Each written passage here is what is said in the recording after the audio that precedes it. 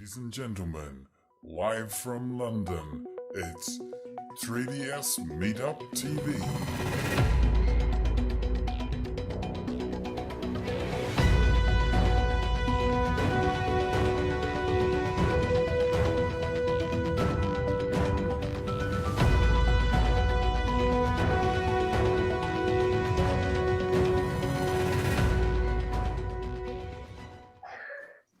Right.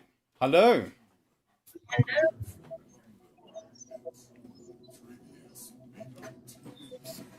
So, Joanna, you're on.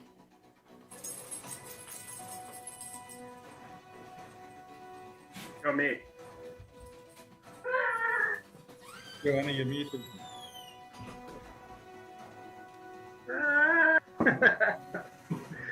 Joanna, you're muted. Yeah, I hear a lot of sounds around me and I didn't know what's going on. But hello everyone, welcome to our 3DS London March edition. Yeah.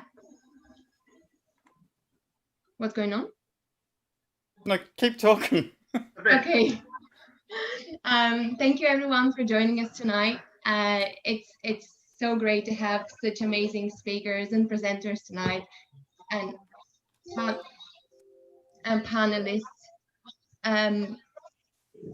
Who is having their YouTube on? Because I can hear myself. No one. Okay. So, hello everyone again. Welcome to our 3DS London, and thank you everyone for being here tonight. It means a lot for us. I just wanted to say a thank you for our sponsors and Autodesk, Chaos Group, and Sony Software. Thank you for supporting us and believing in us. I want to say a massive thank you to all of our speakers and presenters and panelists tonight. It's such a great pleasure to have everyone online, and I'm really excited for this one, because for me this one is quite a special one. We decided to do this March event more like a celebration of women in the 3D industry, and from games to architectural Vs to VFX to everything. So I'm really excited for that. And for this format today, we're going to focus more on having discussions and panels among us. I believe that having a virtual 3DS London is really cool, because we can actually do those stuff. Whether in the pub is a bit more different, where we just present, and now having this opportunity to chat and having panels and discussions is really cool. So I hope everyone enjoyed tonight. I forgot to introduce myself. I'm Joanna, and I'm a 3D artist at Inc., and I'm one of the hosts tonight, along with Josh, Olga, and Nigel, and we have everyone on screen. So I would ask, because I feel like that's more personal, I would ask everyone to present themselves and say maybe a little bit of who they are and why they're here. Let's start with maybe Josh. Good evening. Yes, hello everyone. Thank you for joining us. My name's Joshua Newman. I'm the Chief Creative Officer at Mountford in London. I've been a co-organizer on 3DS London for, I guess, a year and a half, 2 years, something like that. Joanna, thanks so much for putting together such an amazing lineup of people tonight. I'm really looking forward to it. Shall I pass off to Nigel? Would you like to introduce yourself? Sure. I'm Nigel Hunt. I am one of the organizers of 3DS London. I'm also a co-owner of Sony Software, 3 Disciple magazine. I'm the editor of that, and a little plug that comes out next week, and I'm thrilled that Lisa is on tonight. She is our next cover star, so hopefully she is going to talk about her work. Plus I also run a visual effects company, which I've done for just over 20 years. And next. Who is next? Tom. Hello, I'm Simon. I've been involved in 3DS London for a long time, and I work at Hawkins Brown in their visualization department, and I'm very much looking forward to tonight. Yeah. Tom? Yeah, I'm Tom. I'm architectural visualizer. I work for myself. I've got a small bunch of great clients and a panelist for 3DS, and just enjoy being on the show. So thanks for having me. Thank you. Sonja? Yes. Hi, my name is Sonja Christoph. I'm a lead environment artist and map painter. Thank you so much for having me today. I'm super excited to be here. It's going to be awesome. And I started my career as an assistant director in Hollywood. Then I went back to school full time, decided to become a 3D artist. We worked as a map painter first, transitioned into a 3D environment artist, and most recently transitioned into games. That's quite a journey. I can't wait to hear about it. Yeah, that's me. I'll pass on to the next one. Yeah, thank you for being with us. Thanks for accepting the invitation. Lisa? Hi everyone, I'm Lisa Della. I'm an Italian 3D artist and I work in ArchViz. I am, I'm an architect actually, but I work as a 3D artist and I am the art director of the postgraduate master MADI at the University of Venice. And also I do another couple of things, but we will talk about that later. Thanks a lot for having me. It's a great honor and I'm looking forward to it. Thank you so much for joining us tonight. It really means a lot. Thanks to you. Kate? Hi, thanks. I'm Kate. I'm the studio manager and social and environmental responsibility lead at Hayes Davidson, who I've been with for about 3 years, originally from Canada. And so I've been in London and enjoying it and loving it. And but yeah, thank you so much for having me. Thank you for joining us. Really, thank you. Olga?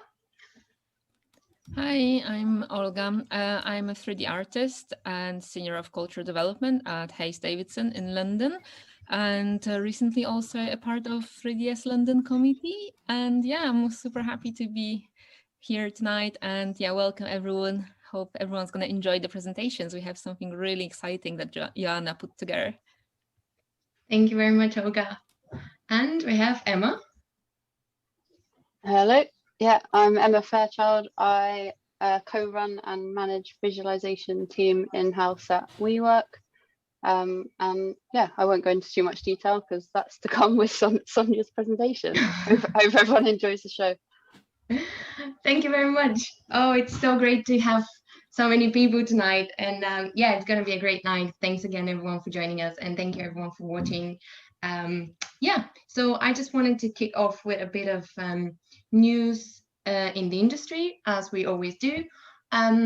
So last month, we at ACM SIGGRAPH London organized 2 events with Pixar. So it was Q&A about 2 feature animation films, one of them called So. It's actually So won a Golden Globe Award 3 days ago, I think.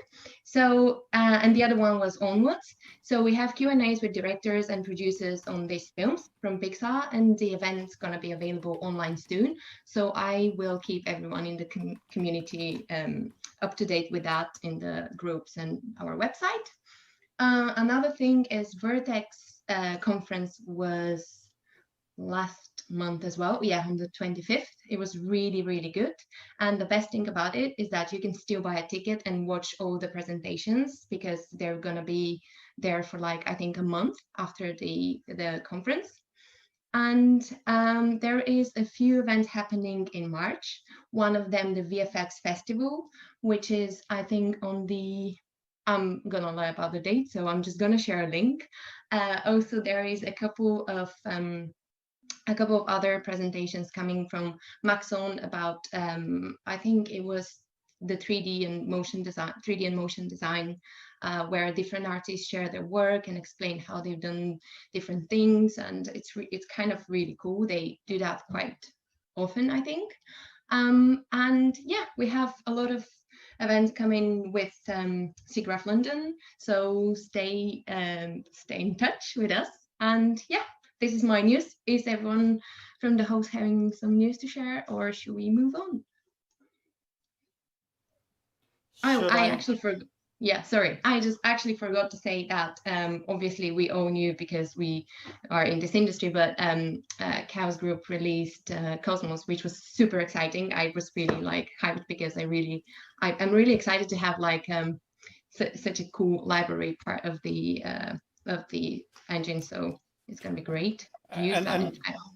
To tell us about your Vantage demo you had this afternoon.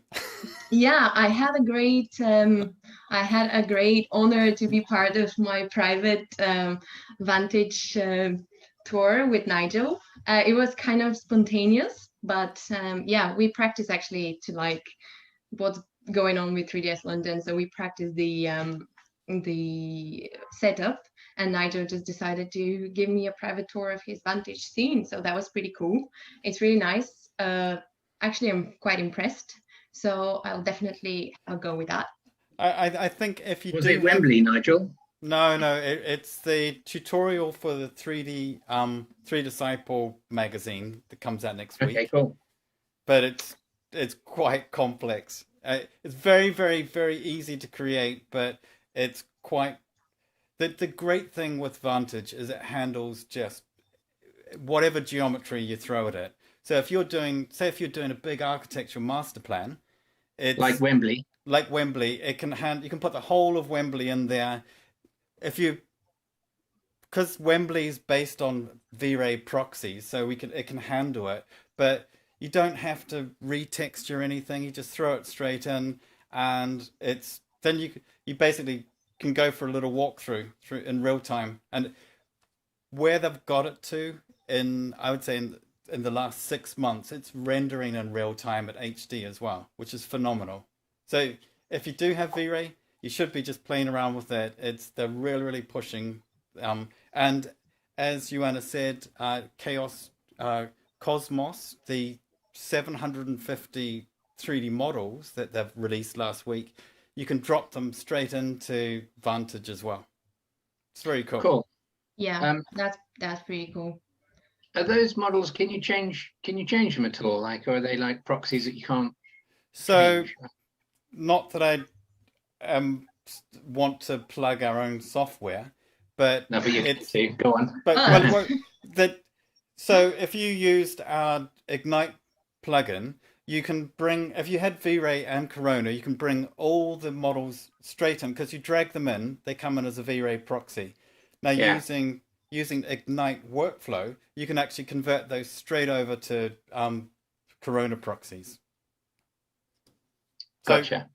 Yeah, so that's what we're advising people to do before, and I'm sure Chaos, I know Chaos will be supporting their whole family now that they are just called Chaos and not Chaos Group.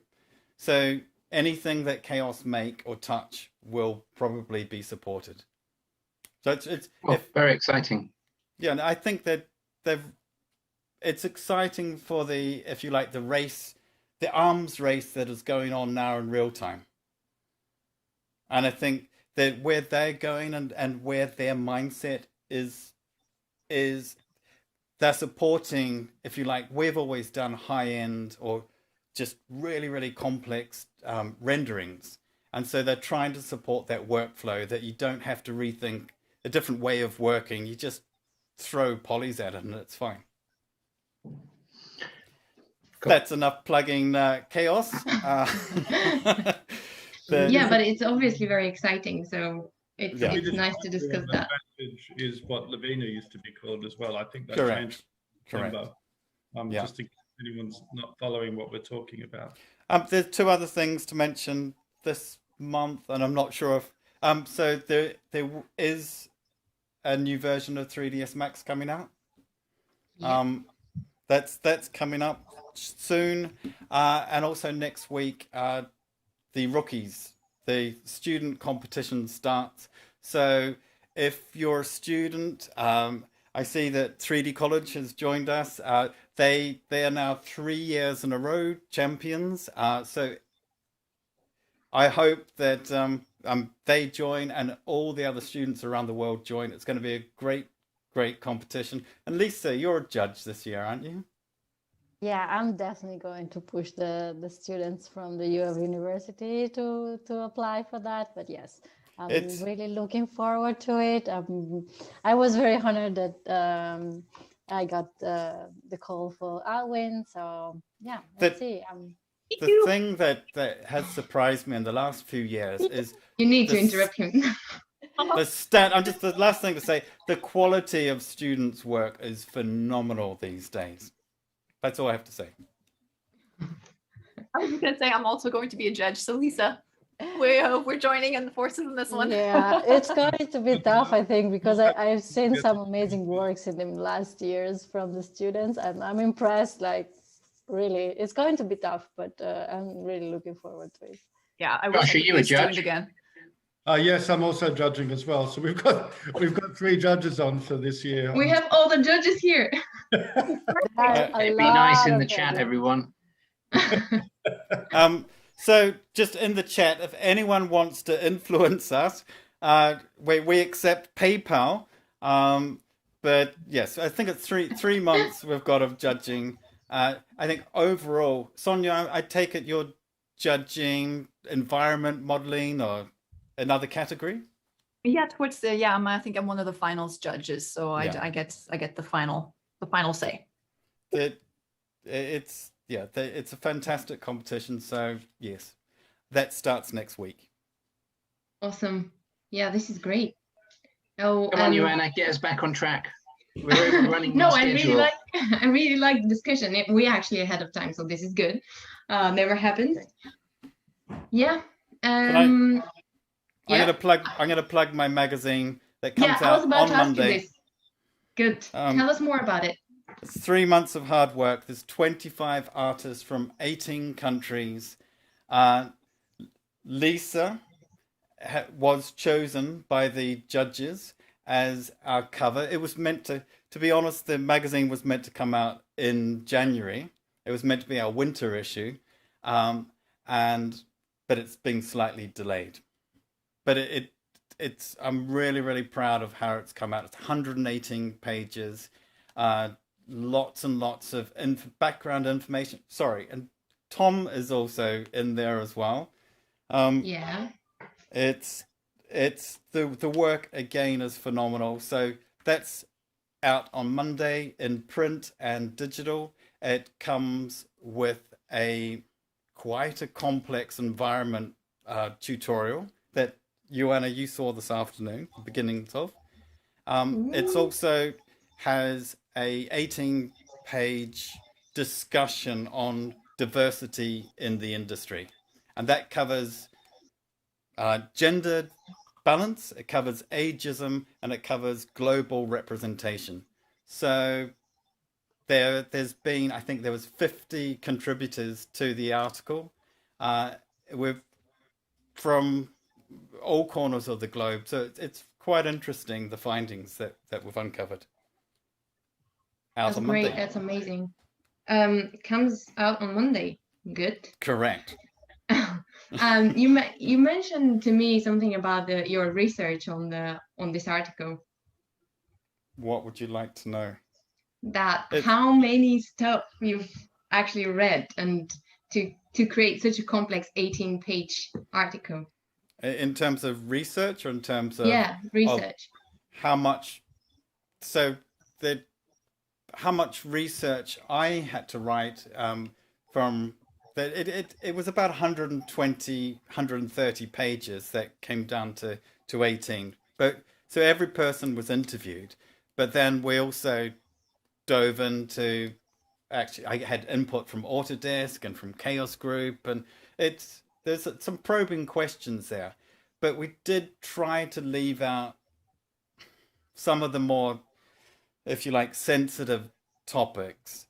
And it's more, I wanted to try and keep things positive, and I wanted to actually reinforce gender balance. I wanted to reinforce that diversity is fantastic for our industry, and that it covers so many different subjects. And look at us, look at this group now.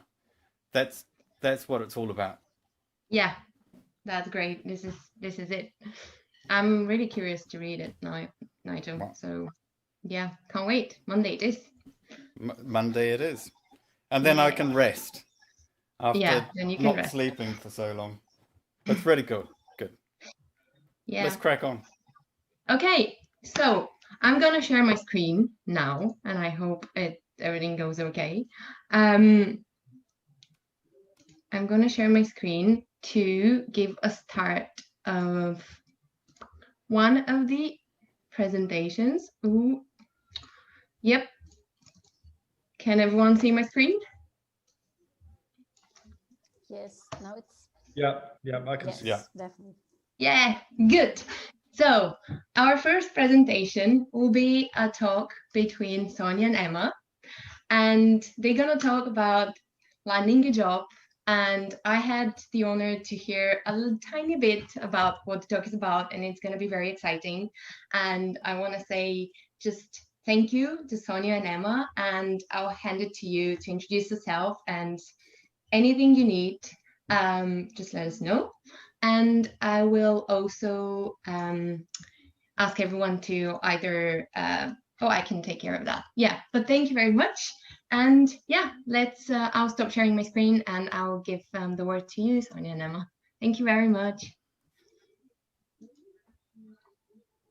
Thank you, Joanna. Is it working? Yeah. Hi, Emma. Hey. All right, cool. I guess I'll get started. So yeah, when Joanna first approached me, to join on, 3DS London, I was trying to come up with a topic, and I was scrolling through LinkedIn, and I saw a lot of people looking for jobs, and some people were talking about, some of the struggles they were going through, and I realized that there are a lot of talks. There's a lot of portfolio and interview tips out there. But I've actually seen very few people talk about some of their experiences going through the hiring process. So I thought, let's change that. And that's why Emma and I are here today. Yep, looking forward to this. Do you want to introduce yourself, Emma? Because I kind of sort of already did that. Yeah, sure, I can do that. So yeah, for those that don't know, I've been part of the 3DS committee for maybe a year. Okay, that might be made up. I'm not sure entirely how long I've been part of it. I'm an architectural visualizer. I've been in the industry for coming up to 10 years now. I actually studied architecture. I completed my part 1, graduated in 2012.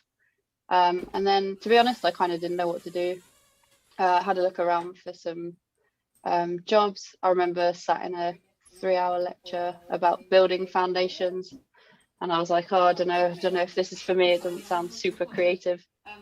So yeah, I did that for, graduated 2012. I then found an internship with a company. I literally didn't know how to use Macs at all. Couldn't even draw a spline, and they kind of taught me everything. Stayed there for about a year. And then I moved on to a company as a 3D modeler where I produced construction animations that was using 3ds Max. And yeah, just learned a lot about camera animation and things like that. Again, I was there for about a year and a half.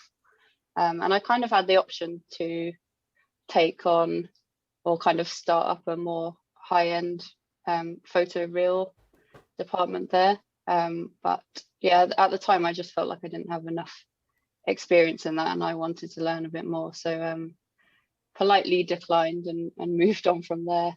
I joined a company up in London.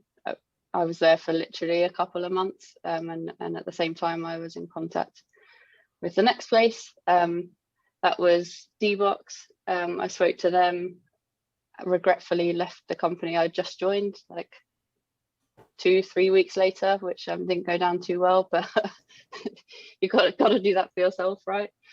Yeah, so then I spent, I think, just under 4 years working at D-Box as a CGI designer, and then moved on to WeWork to start up a in-house visualization team. And that's where I am now, and that's where I manage a team there. And I've been there 3.5 years, just over. So yeah, that kind of covers my industry experience, I guess. That's very cool. I love that you started and you're like, you had no idea about anything. No, I didn't. I mean, I didn't know this was a job, right? Like I was always interested in art. I always studied maths, so I thought, okay, I'll do architecture, and then realized it wasn't as creative as I'd hoped. And I think I think if they promoted this a bit more, a lot more people would get into it a bit younger. No, that's cool because when I started, I didn't know anything either, right? Because I came from a different career. So, you know, I used to work in film. I was on set, right?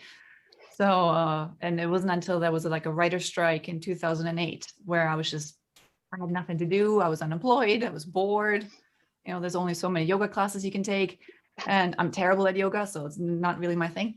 But I saw like a presentation and I was like, oh, this is cool. Like, you know, they showed how they did the Santa Monica earthquake in 2012. And I was like, that is amazing. I want to know how to do this.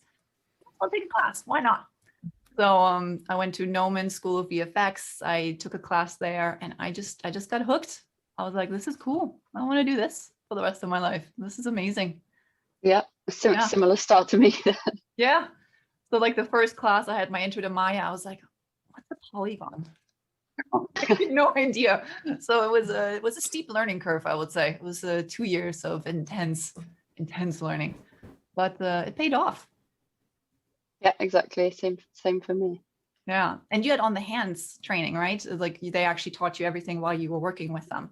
Yeah, exactly. I went for the internship and just said, look, I've got like a background in architecture. I've always been interested in art, photography, and technology, and just they kind of gave it a go, gave me a shot, and taught me absolutely everything. I couldn't even draw. Like I didn't even know how to draw a line in 3ds Max when I started there, so I could kind of owe my whole career to those guys. That's incredible because I mean, I sort of owe my career, like I have to say, like to Noman, really, to my school, right? Because that's where I learned everything. And they're very active with doing like employer preview days where they invite recruiters from different studios in. There's constant portfolio feedback sessions, you know, teachers are working professionals in the industry. So all of that is kind of sets you up to, you know, get a job once you graduate. Yeah, exactly. And I've actually been doing a few workshops at my old university just to teach like 3ds Max and Photoshop. And kind of for that reason, like when I was there, I felt a little bit lost and wasn't quite sure what path to take. So I've kind of signed back up to try and help those students that are in the same boat as I was, which is nice. That's awesome. Yeah, because I think a lot of people don't actually realize that this can be a career. No, exactly. Yeah, that's really cool. Do you remember how you met those people? You just looked online? I think I was literally just Googling, like come out of uni. I was like, oh my God, I need a job. I need something to do. And I've just spent ages browsing the internet. I'm pretty sure I just applied online and went in and met them. And rest is history. That's awesome. Yeah, I think a lot of people also don't realize how important networking is. Right, it's like just reaching out to people and just being like, "Hey, I want to do this." Yeah, definitely. Exactly. Yeah, that's really cool. Yeah, because I think like looking back, like so like my first job was definitely like my school helped me a lot and pushed me forward. But I think like the majority of the jobs after that, I think it was always through a friend. It was always through somebody that I knew or I had met, maybe at a conference or something, or like there was some connection there. I don't know, maybe we met through a friend, but it was always pretty much that. It was always through networking. Yeah, I think that's probably similar for me. That's how I got my role at WeWork. That was kind of word of mouth through friends of friends and such. I think it makes it a little bit easier because you've already got that more personable connection than just applying through the internet, I guess. Yeah, because also it's also you have somebody vouching for you, right? Like you're not a psychopath. Yeah, that always helps. Like it makes the job for the recruiter a little bit easier. Yeah, I'm a real person. Exactly. Because I had that's what that's kind of helped me get on my feet after like so my first job in the industry was Rhythm Cues, and they filed for bankruptcy 3 months after I started. So, not a fun time. And what helped me get my next job after that was actually one of my classmates. He had a job at the mill and he heard that they were looking for map painters. He was like, hey, I have a friend, you know, she's available. And that's pretty much how I was able to get in. So that's, yeah, friends go a long way. Yeah. Yeah. And I mean, if you don't, like, you know, for people who maybe don't have, like, maybe are not going to school or different things, like another option to reach out could also be just like participating in online competitions. You know, like, I mean, Nigel just mentioned the Rookie Awards. That's one of them. Chaos Group hosted one just recently as well. There's, you know, ArtStation. I mean, there's so many different competitions where, you know, people can participate and get feedback and also exposure and start joining the community. So that's another great way, I think, to reach out and get in touch with people. Yeah, definitely. That's a good idea. And hopefully if we can bring this meetup back to the pub, that's a good networking event as well. Yeah, so you guys hold this in the pub? I had no idea. I'm like, I need to come to London. This is amazing. Yeah. I'm dying for a good, you know, good British pub. That sounds awesome. Yeah, it was good fun. I definitely pay more attention now that we're doing this online, I have to say, but it's nice to catch up with everyone, like on a monthly basis in the pub. Yeah, pubs sound amazing. I'm definitely coming. So when this is all over, I'm definitely let me know and I'll come join you guys. This sounds amazing. Be first on the invite list. Awesome. But yeah, cool. I guess what we can talk also like a little bit about, I mean, so I think like, yeah, I was thinking like what we talked about, like networking is super important. But I think something else that's so I actually switched industry, right? So I went from film to games. And not just that, but I also went from the US market to the European market. Now, because we decided to move back to, you know, long story, but we decided to move to Europe again, back. I'm German originally. And it's, that was challenging. I will have to say that. That was a bit more tough because I didn't have the friends. I didn't have those connections. You know, I didn't know a lot of people in Europe in the industry. So I actually had to go through the traditional interview process. Yeah, I mean, moving country and industry was a brave move. I figured I might as well try. Yeah. I'm like, worst case scenario, people will say no, but I'm like, yeah, nothing ventured, nothing gained. No. So how did you approach that? Like you just applied through old school methods, I guess. I looked at some ArtStation. I visited game studio websites. I did it the old-fashioned way. Yep. And then I just applied. I wrote a cover letter. I did my resume. And did you have to do a lot of work to like your portfolio to try and kind of have some content for that new industry that you went into? Yeah, so that was also the challenge, right? Because people tend to be generally a little bit more skeptical, I would say. You know, if you have a game portfolio, VFX folks tend to be a little bit more skeptical, and vice versa. I don't know how it is in the art viz world. Is that similar? Would you be skeptical if you see like a game portfolio or a VFX portfolio?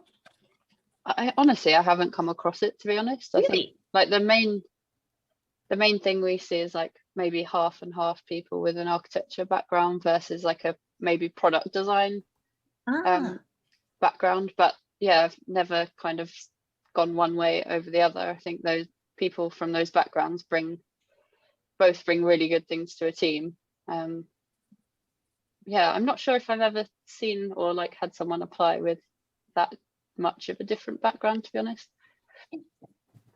That's cool. Yeah, and same for me. I haven't actually switched industries. I've stuck in architectural visualization the whole time so far. I mean, you know, if you love it, then don't break it. I was just curious, and I was getting a little tired of hitting that rendering button. Yeah. You know, they didn't have Vantage yet, so I was getting a little tired of that. I was like, real time, it's faster. I like it. And how did you have to apply to like lots of positions, or were you lucky enough to kind of get the thing you went for? It wasn't that straightforward. So so going back to the portfolio. So at that point when I applied, I had worked with ILMX Lab, and I had worked on a couple of VR projects. But with VR, you don't really get anything for your portfolio. So that's the challenge right there. So I had nothing to show for it really. And then besides that, I really only had one other game environment. So that's not a lot. So it was really more of a like, let's just try it and let's see what happens. So I applied to quite a few studios, I would say. And some I never heard from. Some I did hear from, and they were actually interested to talk to me. And some went as far as proposing a time and a date. And then I never heard from them again. Yeah, you mentioned that when we caught up before. That's crazy. Yeah. And that happened more than once? Yeah, I would say it happened probably like two times, I would say. Yeah, that is not great. Yeah, apparently it's not that uncommon. Like it's so much so that there's a term for it. It's called ghosting. Yeah, I mean, I've been fortunate enough. I don't think I've experienced that during my career, but I mean, I can imagine all that build up and all that nervous energy that you put together when you've sent something off and you're waiting for that email back, or you're waiting to hear about an interview, and then not even to have a thanks for your application, but it's unsuccessful is pretty harsh. I'm like, at least just give me like a generic, like, no, thank you, just that's better than nothing. It's like, you feel like, you just feel like you've just been stood up. Like it sounds like a terrible date, it's just not good. So yeah, I mean, if there are any recruiters out there listening, please don't do that.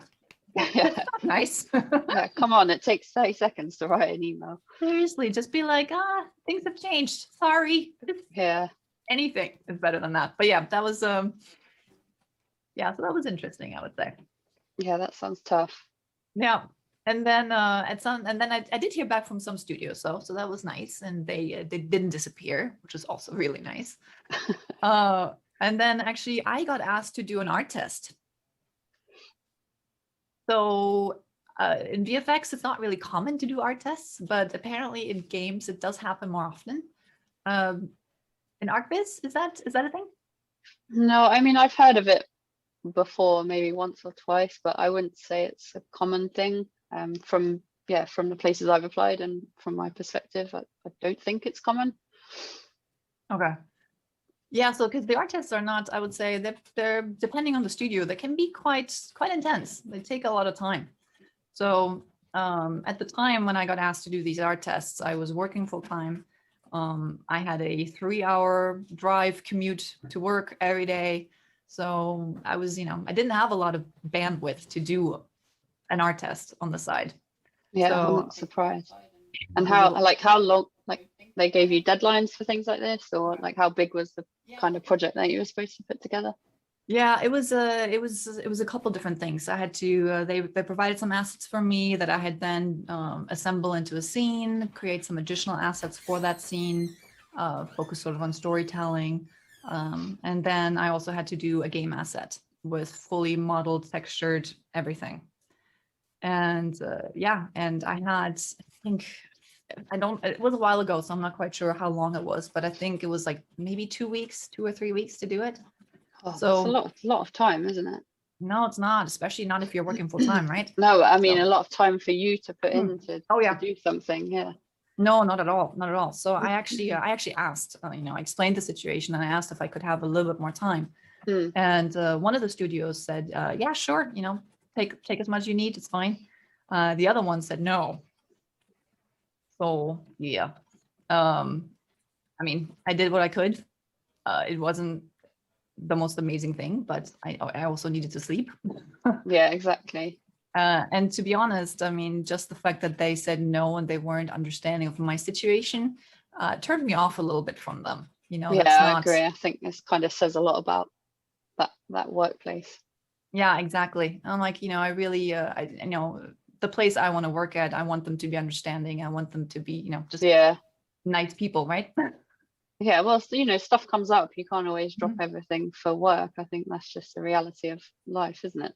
Yeah. And were these art tests, were they like the studios would do them for everyone regardless of their application, or was this like there might have been something missing from a portfolio that they were desperate to see, or like is it just common overall? So I think it depends on the studio. So some studios do them just flat out. Anybody who wants to work there has to do them. But I think I would say the majority of the people generally give art tests when, maybe they haven't seen everything that they wanted to see in the portfolio. So in my case, it makes perfect sense. I only had one game environment there. I hadn't worked in games before. It made sense. If somebody asked me to do an art test now, I would say no. Yeah, exactly. I know when we mentioned this before, my straight out answer was like, no way, never, like not doing that. If you've got a portfolio that's full of stuff, it's relevant to the company. I think I said to Joanna as well, it's like you wouldn't apply for a job in a supermarket and they'd ask you to come in for a day and just check you can work a till, like that's what your probation period is for. And I think if you do have enough that's relevant in a portfolio, then like why do you need to do a test as well? It's just a lot of work to land that job, I think. And like you said, you don't have time as well. Like you've got a full-time job. It's hard enough finding the time just to go away for an interview for an hour, never mind spend your time putting a project together on the side. Yeah, also I like to do some other things with my free time, right? Well, yeah, exactly. I'd like to live my life a little bit. Yeah. Oh yeah, so I thought it was an interesting experience, I would say. But yeah, definitely at this point, I if somebody asked me to do that, I would say no, thank you. Mm-hmm. I'm quite all right. There's not a single job out there that I want badly enough to do a test.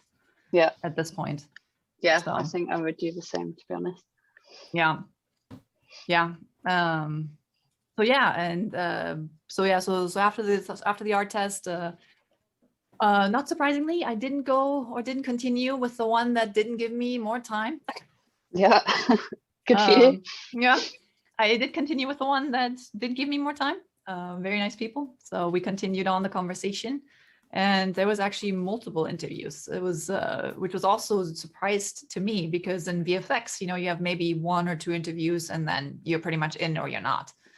Here, it was like an interview with a recruiter, an interview with the leads, and then like an on-site interview. They actually flew me out from the US to Sweden.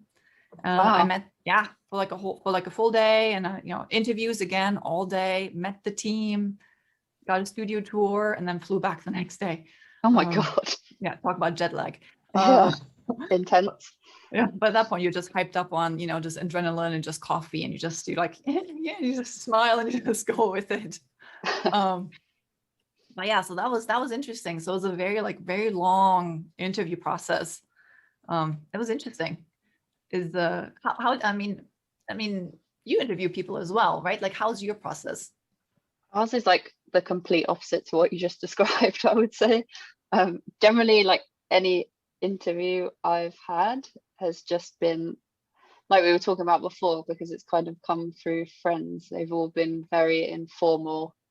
I don't know if I've ever had more than one interview for a place, but yeah, I think I'm fairly selective. I'm fortunate that I've never been in a position where I've lost a job or kind of had to try and find something quickly. So yeah, I've kind of just whatever I've gone for, I've been fortunate enough to get. And my interview for WeWork was more of a chat and more of a bit, personality fit, I guess, rather than kind of really structured questions that you might see from some companies. I know, did you say you had a couple of experiences like that, just some quite difficult questions in interviews? Oh yeah. And what kind of things would they ask? Oh, I don't want to get into too many details, but it was quite direct. It was very I was getting very hammered, I would say. It was very like, oh, you haven't done this and you want to do this now, sort of thing. And I'm like, yes, I would. Yeah, just what you want when you're really nervous in an interview. So it was very direct, and it was very I got the impression that they had a very specific person in mind for this job, and I didn't quite fit that box. Like, some of it fit, some of it didn't, and I think they were just trying to see if they can squeeze me into that box. And it's just it was challenging. because we talked about it. It's like an interview. The best interviews are the ones that feel like a conversation. Yeah, definitely. Not an interrogation. And this was definitely an interrogation. And you can work as hard as you want to make it a conversation, but if the other party is just intent on hammering you with questions, there's not much you can do. You just kind of I don't think there's any winning in that situation. No, you just kind of have to roll with it, right? And try to just stay positive and just be upbeat and just stay professional as well, because sometimes the questions can be borderline rude, I would say. Yeah. But you just just make sure you just like do the best you can and just mentally take notes, because there will come a time when they are done asking their questions and then it's your turn to ask your questions. And this was actually very interesting in that interview, because you could really see the tables turn. Like once I started asking my questions and I started to see them struggle to explain, like, why are their average working hours so long? Or, why is their pipeline maybe not quite that flexible? Like all those things came out, and all of a sudden it was very much like they were in the hot seat. And it was probably the first time they've had that off of someone. Like maybe it's a company where just everyone wants to work with them from a CV perspective, right? So everyone just kind of puts up with it just for the sake of working there. They probably rarely had people turn it back on them. Exactly. And that's actually like the big thing that people don't realize. It's like interviews, there are a two-way street. Like, okay, if you're just getting started, maybe you don't have that leverage. But once you have experience, once you've proven yourself to be an asset, it's a mutual beneficial partnership. It's you need to impress them, but they also need to impress you. Yeah, definitely. And I think that's something we spoke about quickly before, but I think that's something that's very easy to forget when you're interviewing. You get super nervous and you think about how you can promote yourself the best to a company. But like you said, it is 50-50, and you do have to make sure that you're comfortable there as well, and that they're going to provide like what you're after, what's going to give you the most out of it at the same time. Yeah, especially because it's we spend so much time at work. We do. And every studio is different. There's good pros and cons to every place you're going to work at. Nothing is really going to ever be magically 100% amazing. There's always going to be something that's a trade-off at some point. Yeah. And you need to, for yourself, figure out what is important to you, what is most important to you, and what can you live with. Yeah, exactly. And the interviews are like the great points to figure that out, right? It's, for example, is it more important for you to work on this amazing project, or are the people you're working with more important to you? That's an example of priorities, right? What's more important?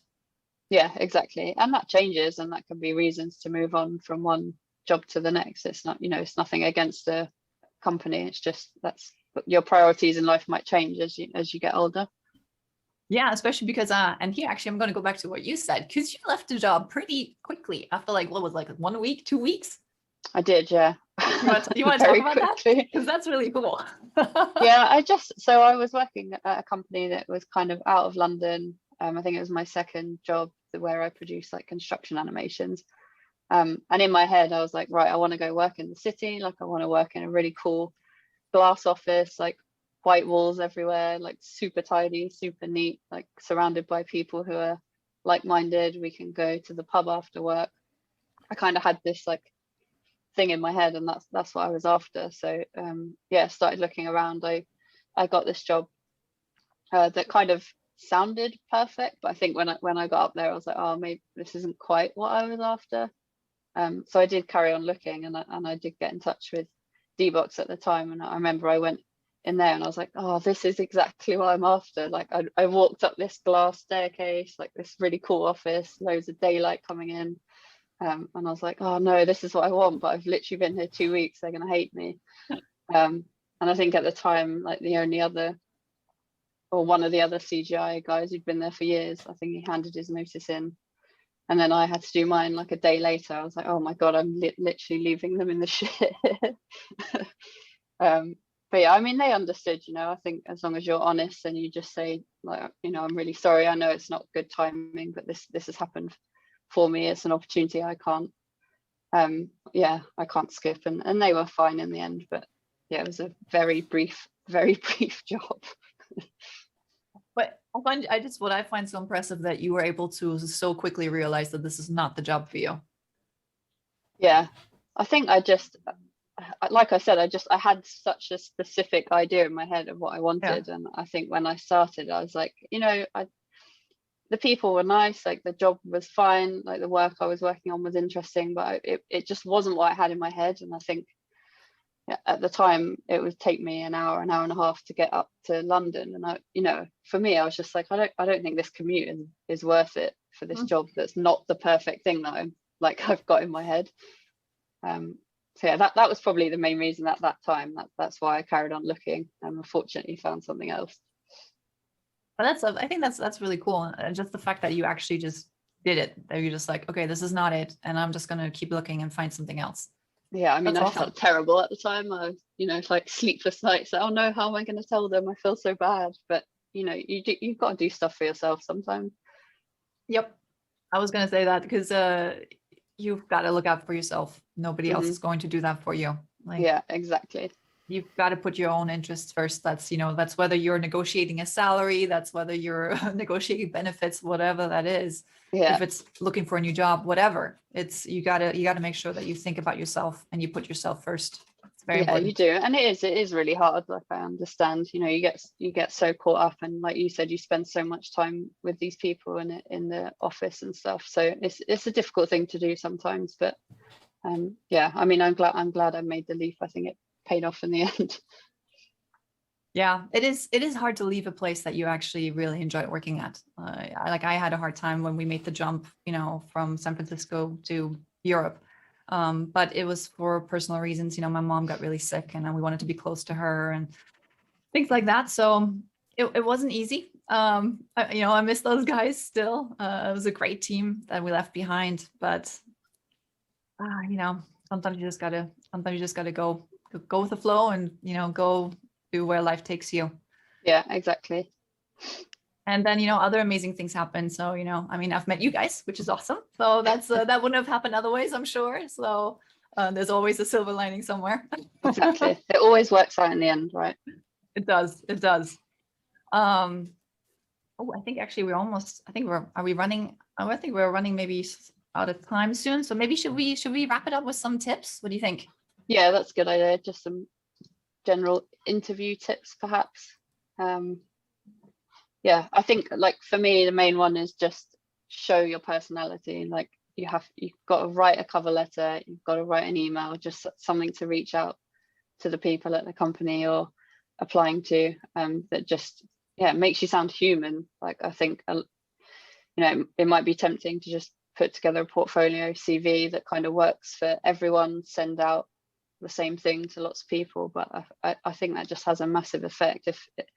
If I've ever received portfolios and it's literally just pages after pages of images, and nothing's fully tailored to the role, like, be good to just hear why that person wants to join the company, even if it's a sentence at the beginning of an email. I think it just makes a huge difference. So just kind of be honest why you're moving.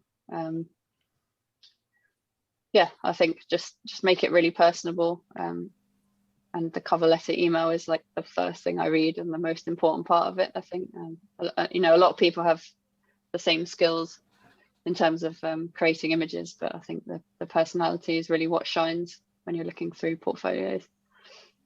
I agree with that. When I look through applications, the first thing I look at is the cover letter as well. I want to know the personality. I want to know what motivates you. I want to know why you want this job. Why do you want to work? Why do you want to join our studio? What is it? Because also as a lead, I need to know those things. I need to know, how can I motivate you? How can I inspire you to give me the best work that you can do? Yeah, exactly. Yeah, and I also need to know whether your personality will fit in with the rest of the team, or what do you contribute to it? Are you positive? Are you more quiet? How can you fit in with the group? Yeah, exactly. And you just can't pick that up without that initial cover letter or email.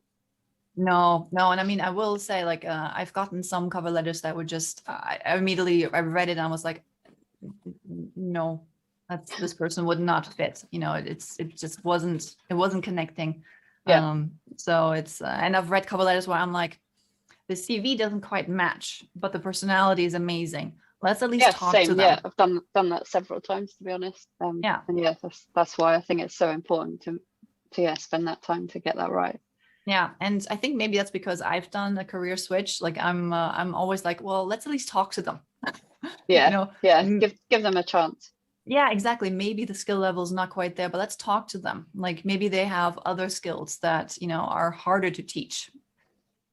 Let's see.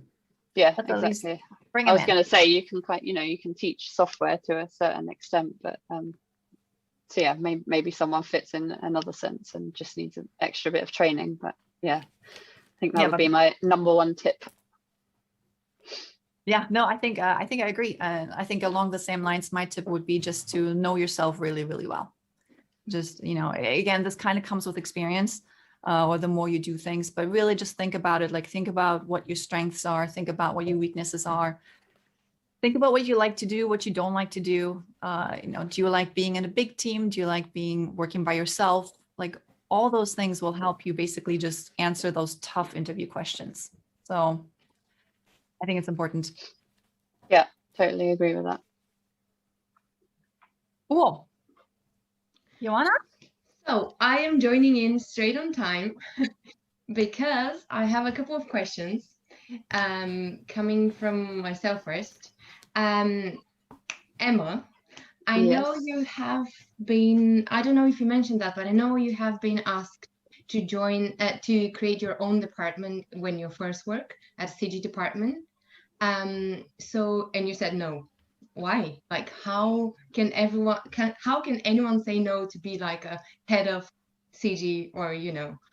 Yeah, this was very early on. Like, I think like it wasn't necessarily head of. I can't really remember the full details of it, but basically where I was working, they produced construction animations and kind of wanted to look in a bit more into high-end photoreal images, and I had a bit of background from that based on the internship that I did. So yeah, obviously it came up and sounded interesting, but for me personally, I just felt like there was a lot more to learn before I felt like I justified having a role like that. Yeah. And I guess in the back of my mind, it was like, I don't want to grow this department, for example, become a head of, you know, high-end visualization, and then 10 years down the line, I try and get that job in another company who produce way better visuals. And I just can't back up like my title with the skills that I've learned. So yeah, I mean, for me at that stage, it wasn't about money, titles, it was just about learning as much as I can, so that later down the line, if I did become a head of visualization, I'd be able to back that up with like producing the best work that I could possibly. Yeah, that makes a lot of sense, but it's just I don't know if that makes sense to me. That sounds a little bit like imposter syndrome. I feel like if someone offers you a position like that, I'd have gone for it, definitely. Well, I have done that. I think a certain amount of self-confidence goes a long way in this industry, most definitely. Yeah, I mean, I'd only had one internship before this, so like that was all my experience was. It would have been like a self-taught thing, I think. And yeah, for me, I was like, no, I'm gonna try and depends get how good you are at bluffing, studios, I guess. Yeah, true. But what if I lost that job and then had to get one elsewhere? I'd be like, yeah, I'm this. Very sensible, sure. Yeah. I wouldn't have been sensible. I'd have gone for it. Yeah, I'm brilliant. Yeah, I can do it. Sooner or later, you will get called out on that, though. I think, I mean, I definitely agree with what Emma did, because you have to learn from, this is an industry when you learn from other people, and if there is no one that's better than you, who do you learn from?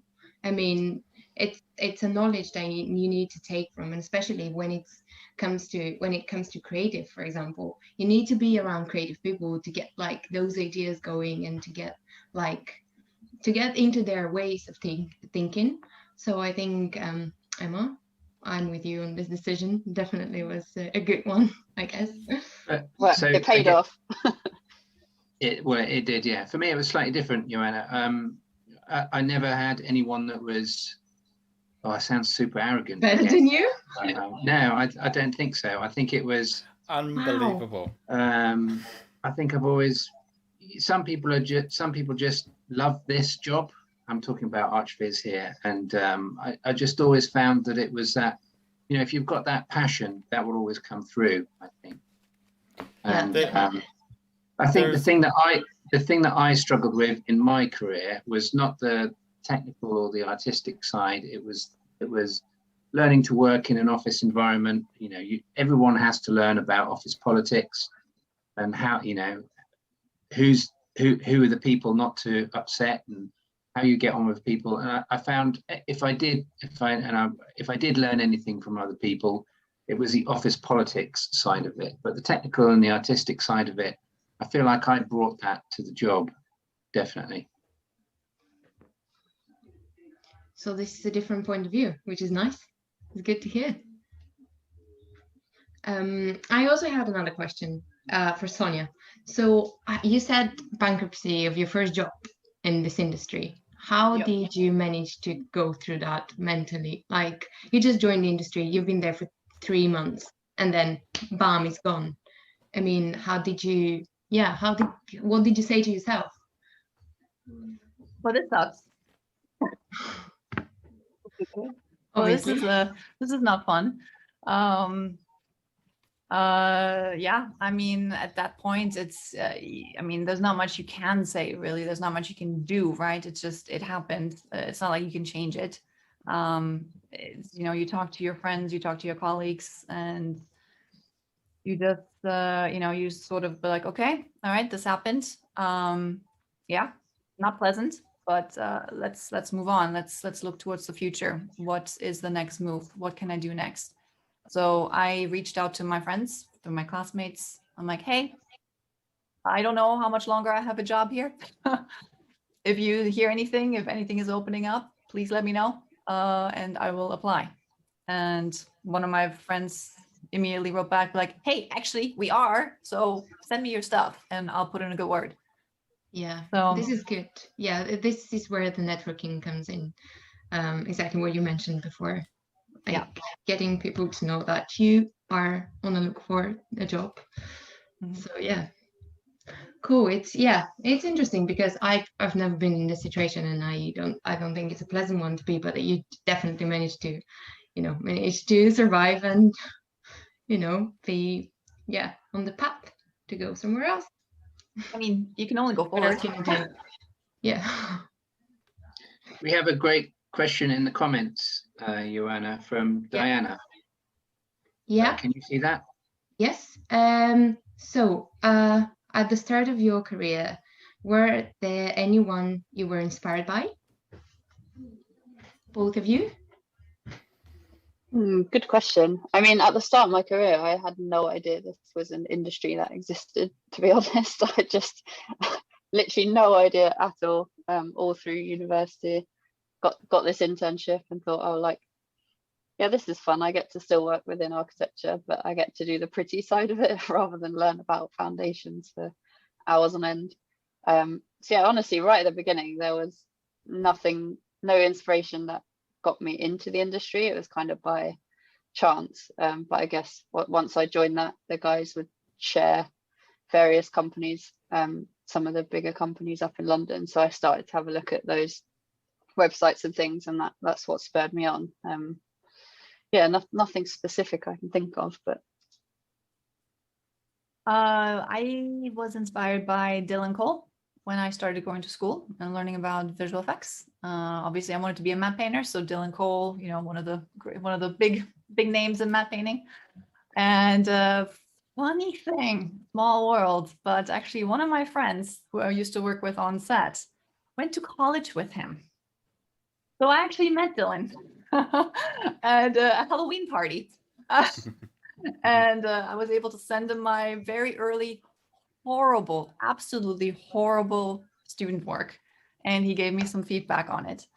And this is amazing. It was absolutely incredible. And like I said, I can only just recommend anybody out there, like if you're a student, if anything, you know, just reach out to your heroes.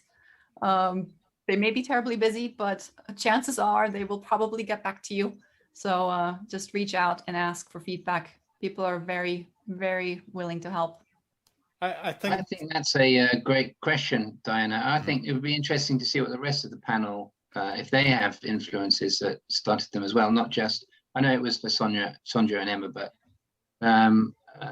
it would be interesting to know everyone here if they have an inspiration. Mine was maybe a couple of months after I'd started ArchViz, because it wasn't like a dream to get into it, but it happened. And I came across the work of Joseph Kosinski, who at the time was not a famous director. He was an architectural visualizer, and he did a couple of and he did a couple of adverts for a cigarette company.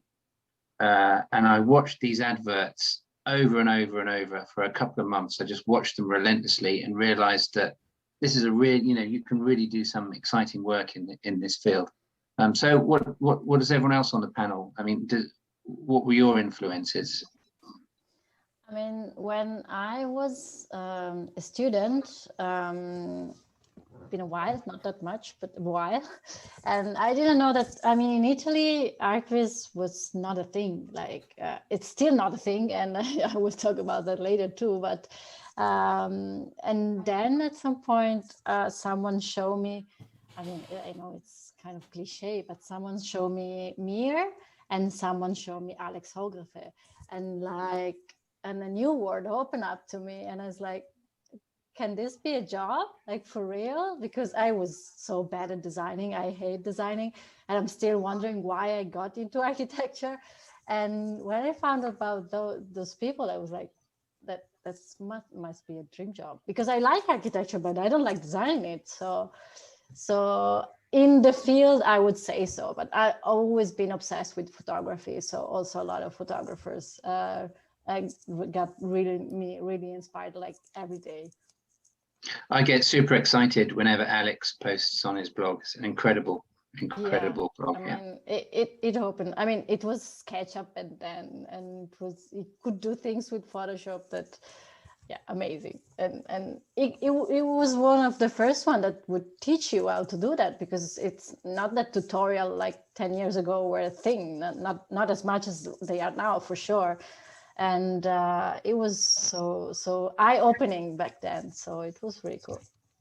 There we go. We've got a potential guest there, Nigel. We need to. Please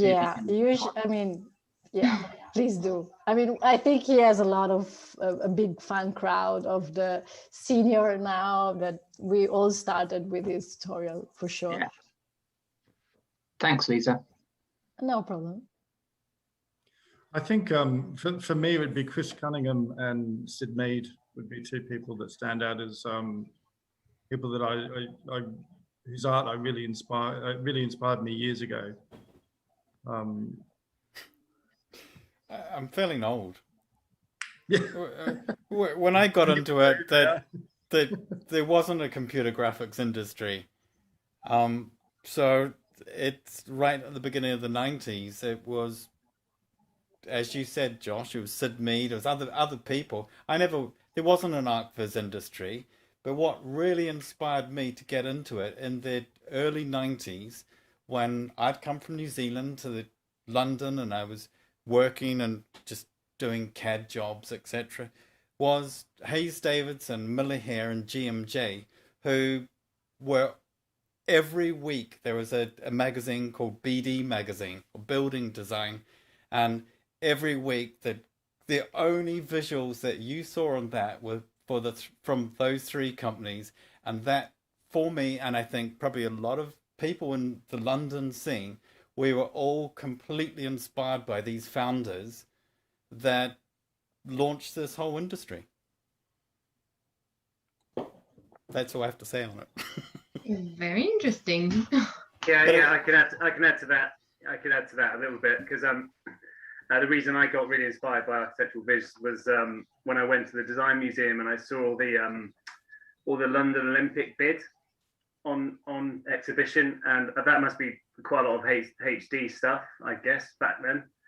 But yeah, I suddenly realised that could actually be a career, which is why I sort of tried to get a job in it. So yeah, that's why I was inspired. But just jumping back in, Sonja's point about reaching out to people, we all hate doing it, but you'd be really, really surprised. And actually reaching out, don't just send someone a LinkedIn message or connect with me. Actually tell them why you want to connect. You know, you'd be really surprised, because at the end of the day, if you're passionate about something, it comes across, you geek out. That I know people who have got in touch with James Cameron. I've been in touch with Peter Jackson. You know, all these people are accessible if you share the same passion for what they do. Because at the end of the day, we all like talking about ourselves. Doesn't matter how rich and how famous you are, they're going to want to talk about yourself, what they do. And it's very, very easy to actually try and get the position you're after. Just try it. Yeah. So I know we're on a schedule, and I don't want to rabbit on, but I really enjoyed the point you made, Emma, about personalizing your application to a company. And the reason why, it's probably not the reason why I have my current job, but when I applied to that job, I pointed out to them that I knew who they were, because I used to work in an office on the floor above them in the same building. And it was just that ability to, you know, show yourself as a person, not just someone who's churning out images, can really help, I think. I think that's a really good point, actually, Simon. I always say that people should know who they're targeting as well. You shouldn't just apply to jobs as they turn up. You need to actually do the research and understand the kind of work that, you know, where you're applying, the kind of work that they do, and tell them why you want to work with them and show that you understand what they do. I think back to the conversation, the thing as an employer, I always found, and Simon, you probably agree, insulting as someone came in for an interview, if they knew nothing about the position, about the company, about the people that they're talking, and if they didn't turn around and interview us like they gave a shit, then they're out the door. You've got to be able to grill, because as an employer, you want someone who's going to question what you're doing, because you can't just have a yes person come and join you. You've got to have someone question why is it that you do renders this way. That's a conversation starter. So yeah, it was good.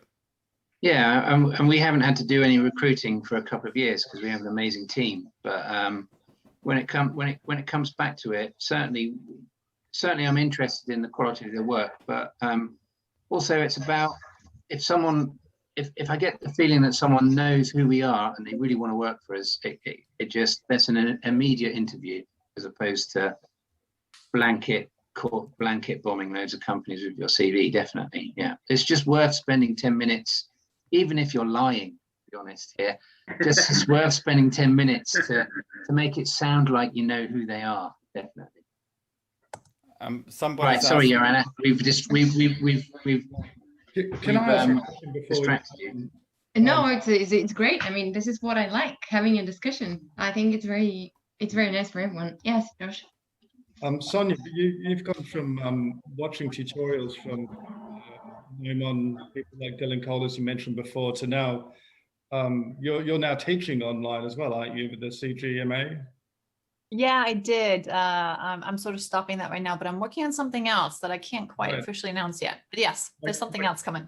My question is, now that you've been on both sides of that work, I mean, obviously there is mountains and mountains of stuff out there for people to watch now, and I for one, I never know where to start. Do you have any advice for people who are starting into the industry about how to find the right content to be watching?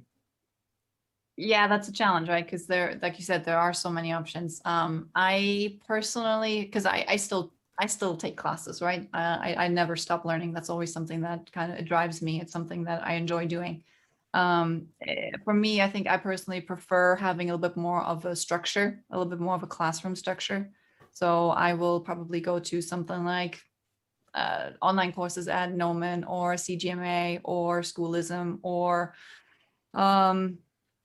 I don't know, something a little bit more structured where, it is a classroom setting. I can get feedback from the teacher directly. I always prefer having feedback and having somebody directly that can ask my questions to. For me, it's more efficient than, if I download a YouTube tutorial or if I look at something online that's maybe 5 years old. So I'm looking for that connection and that person that I can ask the question to. Right. I mean, it's easy to download stuff and then never watch it, isn't it? So I do that all the time. Yeah. I have so many tutorials and never look at them. Sorry, Sonja. No. But I mean, that's exactly right. But if you're in a classroom setting, you have a homework you have to get done every week. Way more motivational and encouraging, and it just drives you to do stuff. It just makes it easier. Like if you run into if you hit a roadblock, you can ask somebody and they can give you the advice, they can tell you what's wrong. Exactly. Plus, maybe that's good that you have a bit of competition as well with learning with other people. Because I always feel that having competition is, for me, it feels like it's motivational. I tend to go, I tend to just evolve more and improve more if I have people to compete with in a good way. It's a good competition. So yeah. I agree. I'm like, you don't want to have the worst piece that week. Shoot. Keep working harder. Make it better. Yeah, exactly. Okay, I think we should move on because we can just chat forever, and we have presentations along the line. So let's welcome Kate and Olga from Hayes Davidson, and Nigel is. That's thumbs up. Go for it. Yeah, Nigel's giving me signs. Let's do that. So hi girls, and I know you have something prepared for us, and yeah, thank you for joining us. We look forward to your presentation. Hi, thank you. I'm just going to share my screen.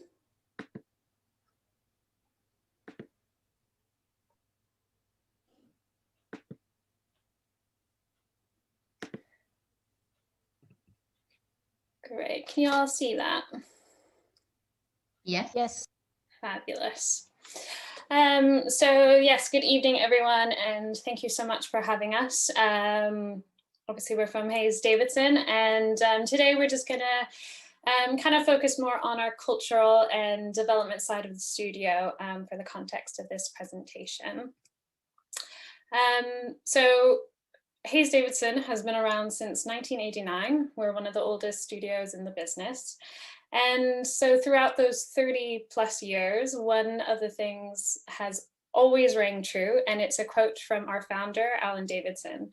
And he said, "Computers are secondary to the people using them." And this covers a lot of different aspects of the studio that are still ingrained in our culture today. So at Hayes Davidson, we try to create a supportive environment that focuses on development, creativity, and collaboration. And so some of the ways that we ensure that we all remain connected, even in these, kind of current crazy times, and kind of create a really great environment to work in, is our focus on responsible business and our social activities. We care greatly about the health and well-being of each other and the studio as a whole, and we take an active role in ensuring that our team is provided with the support to make their time here valuable and as pleasant as it can be. We have hosted seminars in stress management and digital well-being.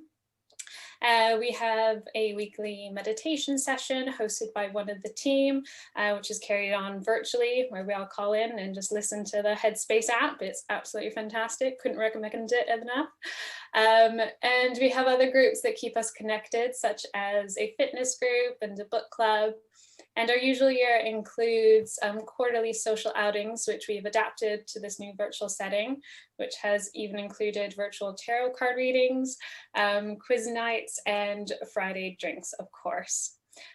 We encourage each other to be mindful of the environment and the impact our actions have on it. And we have developed a strategy to help promote recycling, lower our carbon footprint, and evaluate our consumables within the studio to be the most eco-friendly possible, and this has included switching to a green energy supplier as well. We have put together a few documents with information that can help our team as individuals take control of their environmental impact as well. Yeah, and every year we dedicate a portion of our profit and time to helping others. We are very proud of what our team members have achieved, from racing in Prudential Ride London to creating a garden at one of our charities' day centres. You can see a few examples to the left-hand side of the stuff that we've been involved in over the years.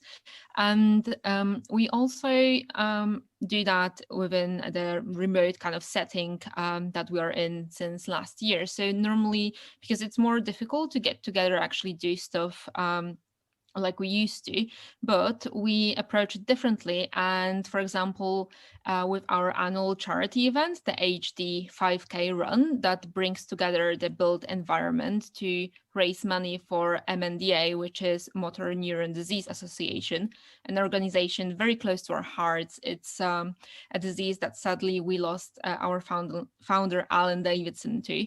So this year we are doing this run virtually. So we have the pleasure of involving more of our community, and we welcome everyone to join. It's going to be sometime in May, so watch this space. We're going to be announcing more information soon.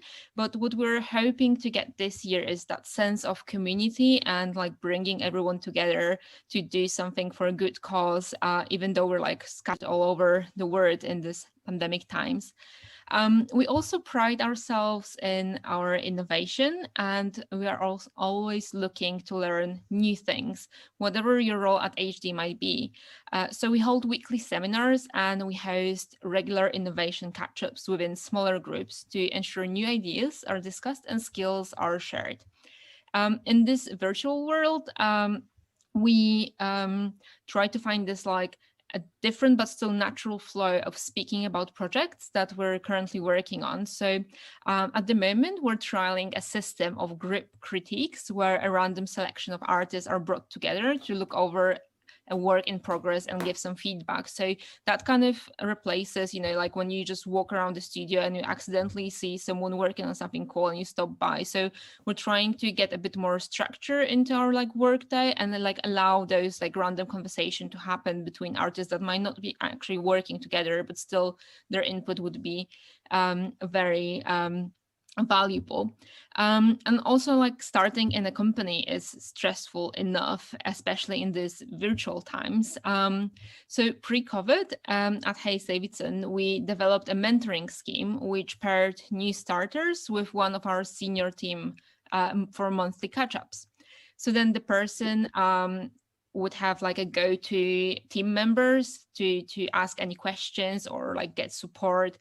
And this we translated also into remote working environment to ensure that whoever starts within HD feels confident right away. So we make sure that everyone like feels welcome and feels like they have someone, you know, to talk to throughout the day and ask any questions they might have. And along with this, we also hold regular reviews for every member of our team. It's more or less every 8 weeks. And that gives you a platform to discuss any work that you've done, like look back and see what you've achieved, but also to look forward and see which direction you want to develop in and kind of like what you want to do next. So at the left bottom of this slide, you can see this kind of chart of like how we look at different skills that we have, what we want to focus on, and just to kind of like create that place that you can just chat about how you want to take your career forward.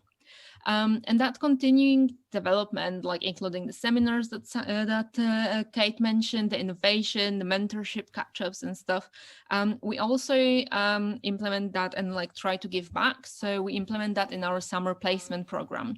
So it's an 8 weeks program where we invite 3 students from architecture or like CGI background to spend these like summer months within our studio. So first 2 weeks, it's an in-house project during which you learn about the workflow, how the team works, how, you know, where we keep our assets, all those kind of secrets. And then from there on, you are involved in live projects under guidance of our directors, senior artists and stuff, and also following the program to make sure you cover everything you should know, we think you should know after finishing the summer placement program. And usually we had like this huge summer exhibition where we invited like people from previous years and the tutors, and we had like this lovely barbecue. Obviously, last year was slightly different, so we hosted our first HD webinar. The topic was Introduction to Architectural Visualization, and we invited about 30 students from different UK universities. That was then followed by a discussion panel where everyone had a chance to ask HD artists any questions they might have had. And that was then followed with a survey where we asked a bit more feedback and what kind of other stuff is needed. And from that, we learned that there is a really big appetite for having kind of like one-on-one catch-ups and workshops, more kind of personalized, where students had a chance to like present themselves, present their portfolio to us, and we would give them feedback to kind of help them land a dream job. And I think Kate will now touch on a bit more in more detail about what to kind of do to actually land your dream job. Yeah, so you may be thinking, great, that all sounds wonderful. You might have found another company that you're really passionate about and excited to apply to. So I just thought we would go through, obviously from Hayes Davidson's perspective, some of the top tips that we can give you when you're applying. And at my position at HG, I pretty much get to see every application that comes through. So, you know, I've seen it all. And to give you a bit of background, very recently, HD has implemented a blind recruitment process. This means that our selection kind of committee, they do not see any names, emails, pictures, any identifying information. So instead, we ask everyone to fill out a form that has a few questions on it, and then we ask you to upload 5 of your best images. And so you're basically just evaluated on your portfolio and your articulation within those questions. So for us, you know, every word counts, every image counts as well. So some of the top tips, some of the mistakes that we've seen, or, you know, feedback we can give. Try to keep your portfolio to 1 image per page. If you have lots of different images on one single page, it's quite hard to see. You know, you've put in so much, you know, effort into your images, so we want to see that detail. So make your image as big as it can on that page. Keep your background either white or black, as neutral as possible. We've seen some come in on, you know, kind of peach backgrounds and doesn't do the work any favors. So make your work stand out as best it can. If there is a questionnaire like ours, or if you're submitting a CV, make sure it's correct spelling, correct grammar. It's really helpful if you get somebody else to kind of read through your answers beforehand to make sure everything sounds the best. For us, you've only got those sort of couple questions to get your personality across. So yeah, make sure it's all spelt correctly. And also with that, if there is a questionnaire, like for us, read through it. If we're only asking for 5 images, only submit 5 images. Make sure you read everything so that you're doing everything correctly. And of course, obviously the most obvious, but submit only your best images. With us, it's only 5, so there's not a lot of wiggle room. But you know, if you're asked to the interview stage, you'll always be asked to show more work. So if you're questioning any image, leave it out. Just submit your best images. And then on the interview stage, virtual interviews are something, you know, before last year, HD had never done before, but it's becoming so much more common, and it might be continued very much for us in the future. And, you know, who knows? It's the world we live in now. So, you know, the same the same kind of ideals of a in-person interview apply to your virtual interview. So, you know, arrive 5 to 10 minutes early, make sure your tech is all correct and working for that virtual interview. And if it's not, send an email right away saying that you're having issues. And then, you know, it'll all work out, we promise. And make sure that you've got a good camera and it's a good angle. I've had an interview where I've only seen the top forehead of a person for the entire interview, and it wasn't the best. It didn't come across the best. So, you know, make sure there's nothing crazy going on in your background that we really don't want to see. And the lighting's good. Professionalism still counts in the virtual setting. And, you know, to kind of echo what Sonja and Emma said, you know, show us your personality. If you've gotten through to the interview stage, you know, at least for Hayes Davidson, we're rooting for you. We want you to be that person that we can take into our team. So, you know, if you're nervous, that's absolutely fine. You can say that. But yeah, just try and show us who you are, and, you know, let yourself shine through is the best advice that we can give. And yeah, that takes us to the end. Thank you.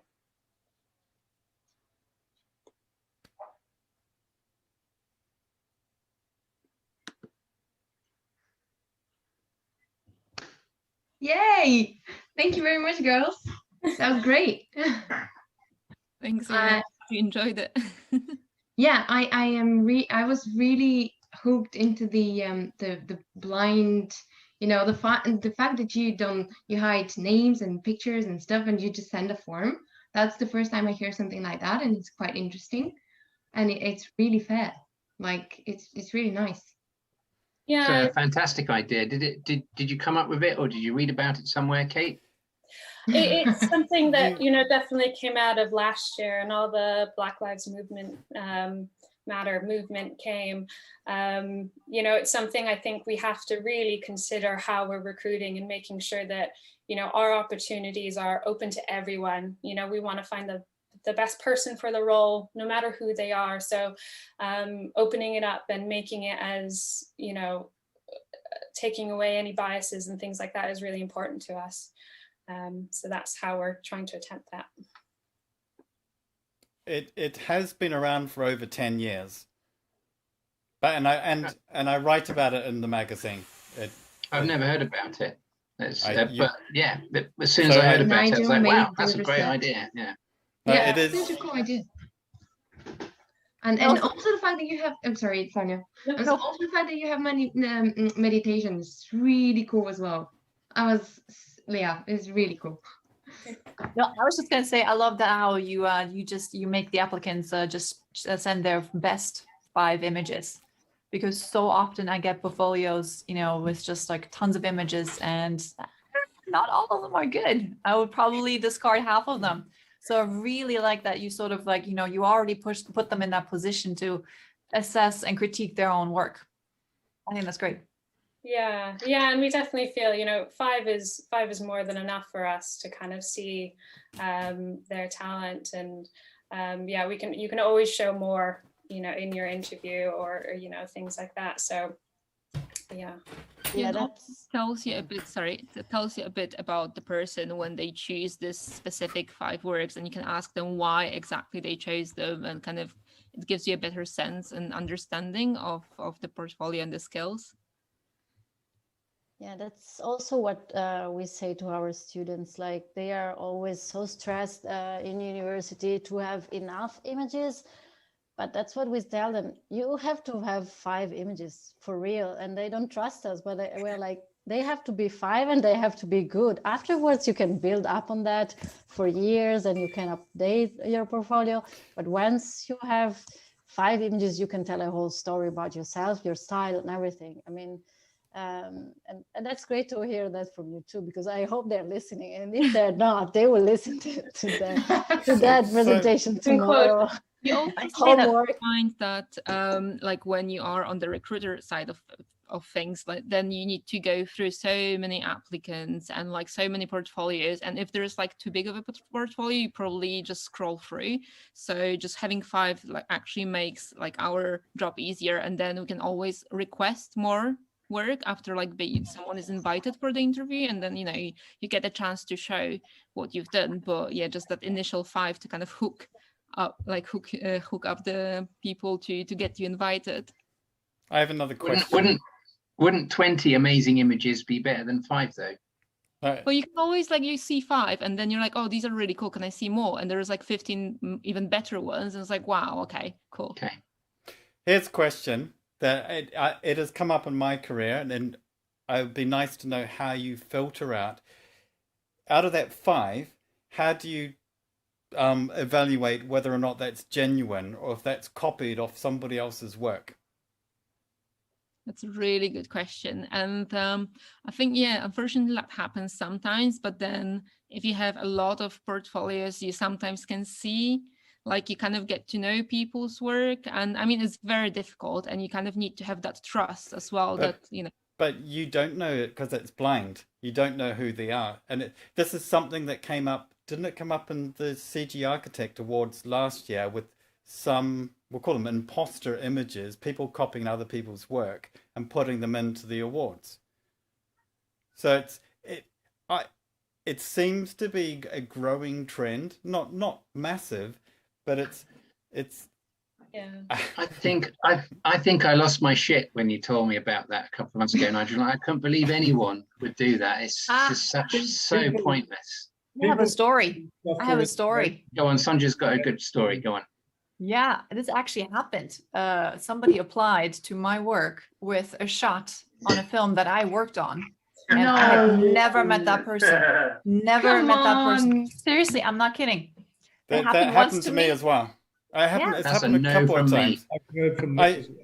But I actually brought the person in for an interview, and sat down. They came in. They're all nervous. They sat down. We went through the portfolio, and I hooked on. I said, "Tell me about this image." And they said, and they went through it all, and I just brought it up on screen, and they basically, I didn't mean to make them cry, but they got so upset. And I said, and I just told them about plagiarism. I said, if you had contacted us and said, "Hey, I love that image, I love that work, very inspired by that, I'd love to copy it to learn." It's a lot different than going around the industry claiming this is your work. And so those, it's a small industry. So I just got something to add to this conversation, because I feel like this is what we're talking about is aimed at people starting in the industry, or maybe they've had a job before. And it does sound, and I can remember, it was very difficult for me to get my first job in the industry. It took me not months, it was years to convince someone to finally give me a job and prove how good I was starting out. But I think one thing that's worth bearing in mind when you're starting out is that you've just got to keep going. And if you get rejected a lot, you've just got to sit back at the computer, figure out what you were doing wrong. Look at there's so many. We talked about influences 20 minutes ago. You just got to figure out why your work isn't as good as theirs, I guess, to get a jump up in this industry. And one thing I was doing a little bit of YouTube internet sleuthing here, because I noticed that Peter Guthrie was chatting. I'm sure he'll have a good sense of humor about this, but it turns out that Peter has a very old YouTube account that he's used to log in on the chat today. And he's got one video. He's only got 5 videos, and honestly, they're not really as good as his recent work at the Boundary, to be honest. But he's got one video here, which is it's got 4,000 views, and it's got one comment, and the comment is, "Dude, these scenes are weak." And I really like the idea that 11 years ago, Peter might have just said, "Oh well, I'm clearly not meant to do this job. Then I'm going to give it all up." But I think it goes to show you just got to keep at it and keep plugging away. And I wouldn't be afraid of reapplying to a company after a sensible amount of time, just to say, "Look, I do really want to work for you, and you didn't give me a job last time, but here's what I've been doing in the interim." And I think a bit of persistence would go a long way, definitely. I've got one more question, and then I'm going to shut up. It's about education, and from a recruiter's point of view, how important is it that do you get to see on a CV if they've been to State of Art Academy or Maddie or one of the other training schools that are churning out so many great students? Is that something you see on a blind applicant? No. We ask, how many years they've been in the industry, and, you have the opportunity to talk about yourself in the kind of short answer questions. But, for us, it's always been, especially in the summer placement program or, things like that, the artistic eye is the most important thing for us. We can teach software, we can teach that kind of thing, and so especially when you're new and starting out, you may not have that technical ability, but if we can see that artistic value coming through, then there's definitely, you've got potential, and you'll make it to the next round. I had for this panel, Nigel. Do you Nothing. I was something? gonna. No, you go. Oh, when you start talking, people cannot stop you. No, I'm just taking the word now. I just had a couple of questions for this panel, but then you two kind of answer them. So how do you do that work-life balance in Hayes Davidson? But obviously you have meditations, you have the Friday beers, so you kind of encourage people to take a break and just live healthy in a way. Yeah, I think it became very apparent that this was a much more difficult thing as soon as we kind of moved to remote working, because it wasn't really thought about. Obviously, we have our very good social kind of culture, but then obviously you're bringing work into your home, and we needed to really reevaluate that for our team. So we're still getting things right, definitely, as we learn about this remote culture, but things like our doing a digital well-being seminar, we don't know how to manage our digital lives, so I'm not an expert, so we need to bring one in to speak to the team, which hopefully they will learn and can take into their personal lives. So yeah, it's something we're definitely working on and encouraging, and making sure people are okay and taking breaks and away from their screen and away from work. Yeah, so we try our best, but those things, our culture and those social activities definitely help. Yeah, definitely. It's a good point you're saying that people work from home now, and it's very difficult to just say, okay, it's 6 o'clock, I'm done with work, I'm gonna go make dinner, like go for a walk and whatever, because it's now mixed. You have your own life, and you have like your work at the same place. So I'm just interested to hear how everyone else is dealing with that. I know some people who have been working, in this kind of environment most of the time, and some people are used to be in the office. So I'm just trying to provoke a discussion here. It's like, how is everyone doing that? And well, I've been working. I mean, I've worked in Berlin for 3 years, so I've been working in a proper office. And then I moved back to Italy actually 4 years ago, and since then I'm working from home. And so I know it's something very new to everyone, but for me it's like, yeah, well, it's kind of normal to me. But I think that the main thing for me is having a room dedicated to that. And I know it's not easy, of course, because I mean, I chose this apartment because it has a room to be the studio, and I'm moving to a new one because now I have a baby sleeping in my room since 1 year, so we need another room. But yeah, definitely a dedicated space that you can close, that's a deal breaker for me. And also getting a dog can really help, because she really needs to go out, and you have to get away from that desk. And so having something that helps you balance stuff, because if you have your screen in the living room and you are alone in the house, I mean, you will never stop. I mean, I think it's normal. And in my case, it's me and my husband working in the same room, so most of the time we're like stopping each other, like, yeah, like just go for a walk to the bathroom, do something. But yeah, I mean, we're lucky enough because we're two, and I know that helps a lot. Otherwise I wouldn't be here talking probably about this. I would change job and career completely. But I think that, yes, space and dogs, that's something that can really help your life. I'll take a note. With you, Lisa, like definitely making sure you can disconnect and kind of like turn off your computer, like move back your chair, I don't know, cover your screen if you have to, just to kind of like make sure you disconnect mentally. And 100% having a dog helps because it gives you a schedule to your day. It's like you have to go out in the morning, then you have to go out in the evening. And dress up also. Yeah, and just kind of.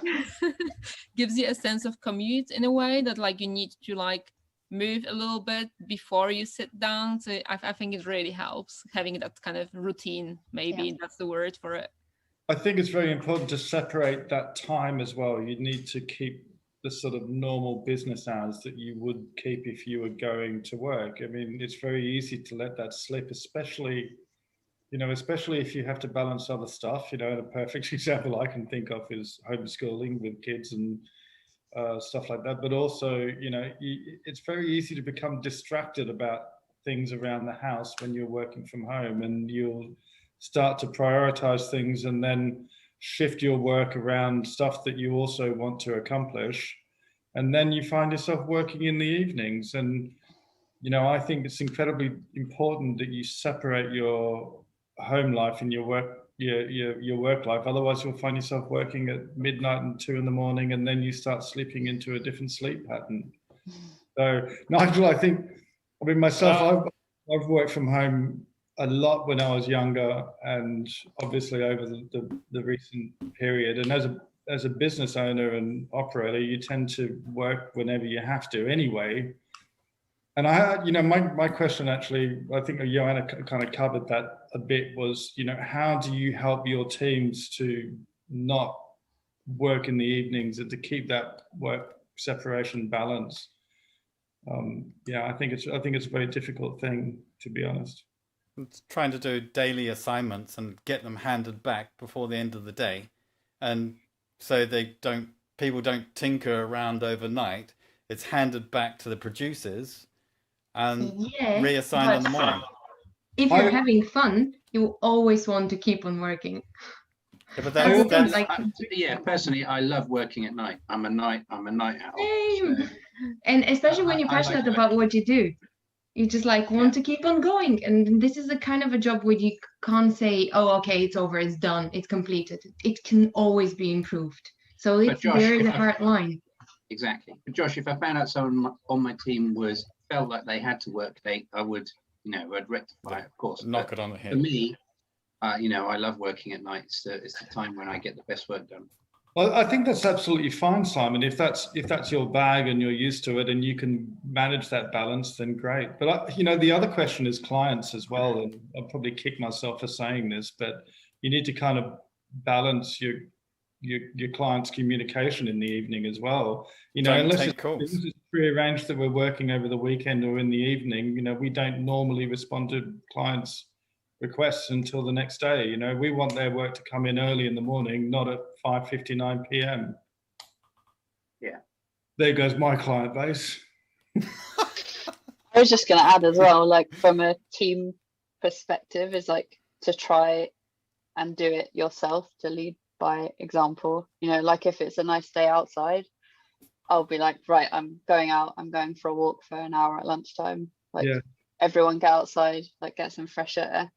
And I think if the more you do it and the more you make them aware that you're signing off to go and do something that needs to be done outside of work, then I think that just makes it a little bit more normal for the rest of the team to do.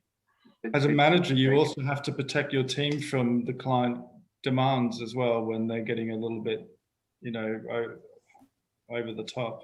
Mm-hmm. Sorry, Sonja, you go on. You have a No, I was going to say, Emma, we do something similar. So every 2 weeks, I have a one-on-one with every team member on my team, and we just talk. And one of the first questions I always ask is, how are you doing? Are you staying sane? Are the walls closing in on you?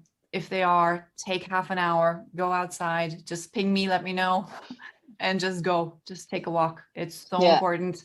I'm the work can wait. It's going to be okay. We'll be all right. Just make sure you make it through this time. Yeah, exactly. And the other thing I was trying to introduce, I went for a walk with a friend, and we were just discussing how normally during your workday you'd get up and get coffee with people, and you like have that time to kind of vent a bit, and when you're working at home you're just sat by yourself, and like everything that's going on in your mind it just stays in one place. So one thing we're kind of trying to do is put a few Zoom meetings in that actually don't have an agenda, and it feels really backwards, I think, because when it first started and everything was on Zoom, you feel like, right, I'm not wasting 1 minute of my life on Zoom, like it has to have an agenda and I have to get something out of it. But actually what we've been trying to do is just put in a few more, like, you know, half an hour here for a coffee and just jump on with no actual agenda, just for everyone to kind of have a bit of a catch up and a chat. That's a good point. Also, I'm super selective about what meetings I join. So I could spend all day in Zoom meetings because they're all on my calendar, but I don't, because most of them are nonsense. So yeah, I think it's quite important to figure out what's important for you and ignore the ones that aren't important. Well, I'm glad you're here, Simon. It was an important that's one. why he keeps cutting out, because we're Guys, I'm eating curry. Joanna, before we I move don't on, want can you we all just- to watch me eat curry, that's all. Sorry, Joanna, sorry. I just, yeah, Josh. Sorry, I know it's time to move on to the onto Lisa's presentation, but I just, as a quick show of hands, we talked about inspiration before. If everyone could put their hand up if they're into photography, because I think tonight we've got pretty much a full panel Who isn't? of people who have photography as a hobby and as an inspiration. And I looked at a few Instagram pages today, and I was quite impressed about how influential photography was across all of the guests. And Emma, you as well. You stood out as well for awesome food. Thank you. Anytime. That's all there is to do at the moment, right? Go for a walk and make nice food.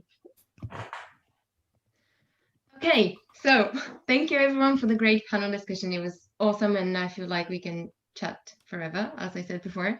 But I think it's getting late in Italy, so it's about time to move to Lisa and her presentation, and then of course we can continue on chatting all together. But Lisa, I'm handing it to you. Thank you so much for being with us tonight, and I can't wait to see what you have prepared for us.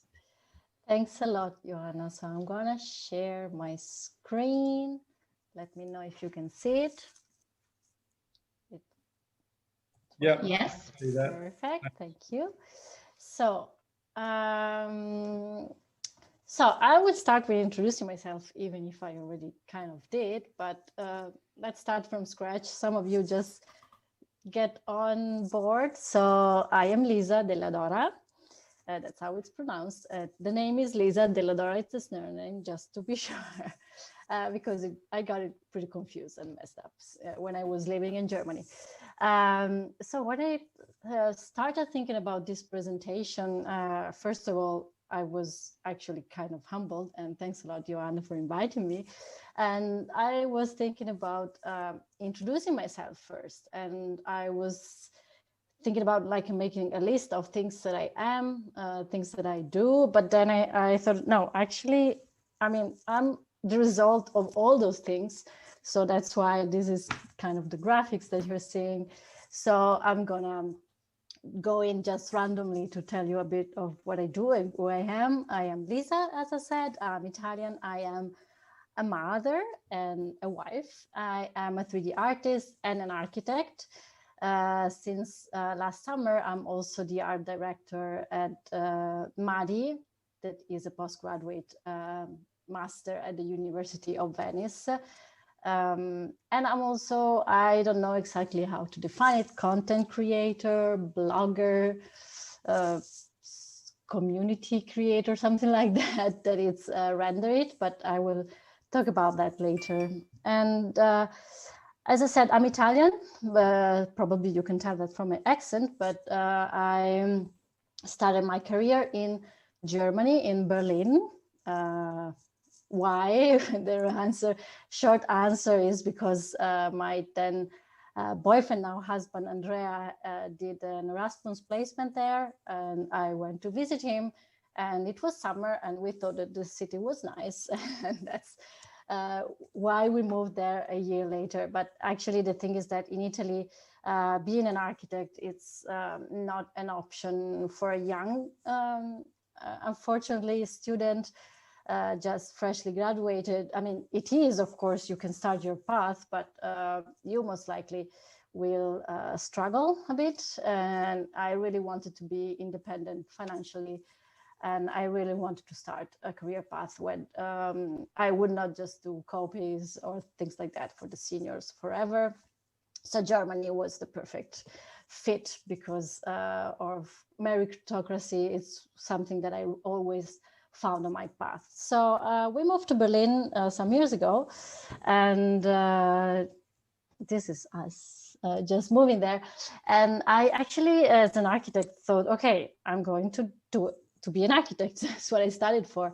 And I started searching for competition teams and offices that work in competitions, because as I said before, designing was not my forte exactly. And it's not something that I loved. And I really love representing the project and thinking about how to express the project. And I thought that competition was the only option for me. So I landed my job. I started working as a landscape architect in a competition team. But it was difficult for me because I was the not German speaking person in the office, about 40 people. And I started studying German, but I mean, it's not actually the easiest language in the world. So put that together with the fact that I didn't really love the job, plus the super long hours that I work. At some point I say, okay, no, that's not what I want to do in my life. And I put together an awful portfolio. I was thinking about sharing it, but maybe not, maybe another time. And I sent it to all the archivist offices in Berlin. There are not so many. It's not London, it's Berlin. I mean, now they're like 5, maybe 7 now, but I applied to all of them. And I was lucky enough to meet Justus, that was the CEO and founder of Eve Images. And this is definitely not the portfolio that I sent. Those are the images that I developed during the years I've been working there. And I was lucky enough, as we were saying before, he saw something in me. I was like really bad at software at that point. I was using just SketchUp, Photoshop, but really poorly. But still, he saw something in me and told me, yeah, I mean, you can learn the software. We can teach you the software. But I think you have a good eye, I think. And we had a really long chat, and it was super pleasant. And then I learned from scratch my job in there. So I'm forever grateful to him, because he believed in me. And I think in the end, it kind of paid off. I hope so. And actually was meant to go to the exterior teams, because Eve is split in interiors, exteriors. But I told him I would rather go to interiors. And he said, okay, let's try. And it was super nice. And but after 3 years living in Berlin, I have to admit I've always been homesick, like all the time. I really enjoy my time in Berlin. I wouldn't be here talking if it wasn't for Berlin, but I've always missed Italy. And I mean, I come from the place where we invent this. So, I mean, how could you not? Yeah, so that's one of the reasons, not the only one, but so here, the amazing thing is that at that point, Andrea, my boyfriend, was working at Bloom Images, and I was working at Eve Images, and we both said, okay, we're moving back home. We're sorry we can't stay any longer. And we both got the opportunity and the offer to work from home remotely. And we were kind of shocked, because we were getting ready to freelance or something like that. At that point, I can tell you that working remotely like 4 or 5 years ago was not a thing, was not that common. And so we were very lucky. And but here comes my first struggle. We will talk about struggles tonight, because this is what pushed me to go forward. So my first struggle was, after working, like I told you, in Sony, the landscape office, we were 40 people. In Eve also, then I moved back home. It was me and my now husband. I was like, okay, what are we doing? I don't know, maybe we can give feedback to each other. But still, I was used to have a lot more people. And actually, we didn't know anyone doing this job in Italy, like at all. We knew about the university master, but then we didn't know anything more. So this was when a strange idea came to my mind. I remember one morning waking up and telling Andrea, I think I could do a blog, some interviews, something. I had something in my mind, but I wasn't sure about what. I mean, it was not that I discovered fire, but it was something that was missing in Italy. And I started. I didn't know what and who to get in contact with. I didn't know anything about that. But then I started, and it turned out to be a life-changing thing. I mean, it started as a joke, and I started in 2018, and in 3 years, I interviewed more than 40 Italian 3D artists, from mainly for the art piece field. Actually, I started with some of them working in Italy because I didn't know anything about the community in Italy. But then it spread all over the world, and I'm pretty proud of what came out, because I managed to meet a lot of amazing people, and that's the best thing that came out of this project of mine. And after a while that Render It was born, we were joking with Andrea about the name Made in Itavits, because it sounds like Italy, you know. And yeah, I decided to start a community, because before it was just me speaking with this person, and then you can listen to it. But then I wanted to be a bit more dynamic. So Made in Italy was born. Now it's a community with more than 500 Italian 3D artists. And I mean, just a number for me, it's amazing. I didn't know that we could have so many talented 3D artists, because I can tell you that there is a lot of talent there. And on Instagram, we have this hashtag that every morning I'm going through it, because I'm reposting some of the works. I'm always amazed, and I'm so happy when I find someone new. And then I decided to challenge myself a bit more, and I left my comfort zone, that was Eve Images, and I decided to apply to Bloom. And I wanted to test out myself a bit more, because I've been working in Eve, and I've never managed a client myself. I never worked on competition or exteriors and so on. So I knew how they worked, and I told them, would you be interested to having me? And they were actually searching for someone a bit more specialized in interiors, and they say, why not? Let's try it out. So I started my new career, my new adventure in 2019 in Bloom Images. And the thing is that I was hired as the person in charge of interiors, so to say. Like, of course, they already had amazing 3D artists who could do interiors, but I was supposed to be the one specialized on that.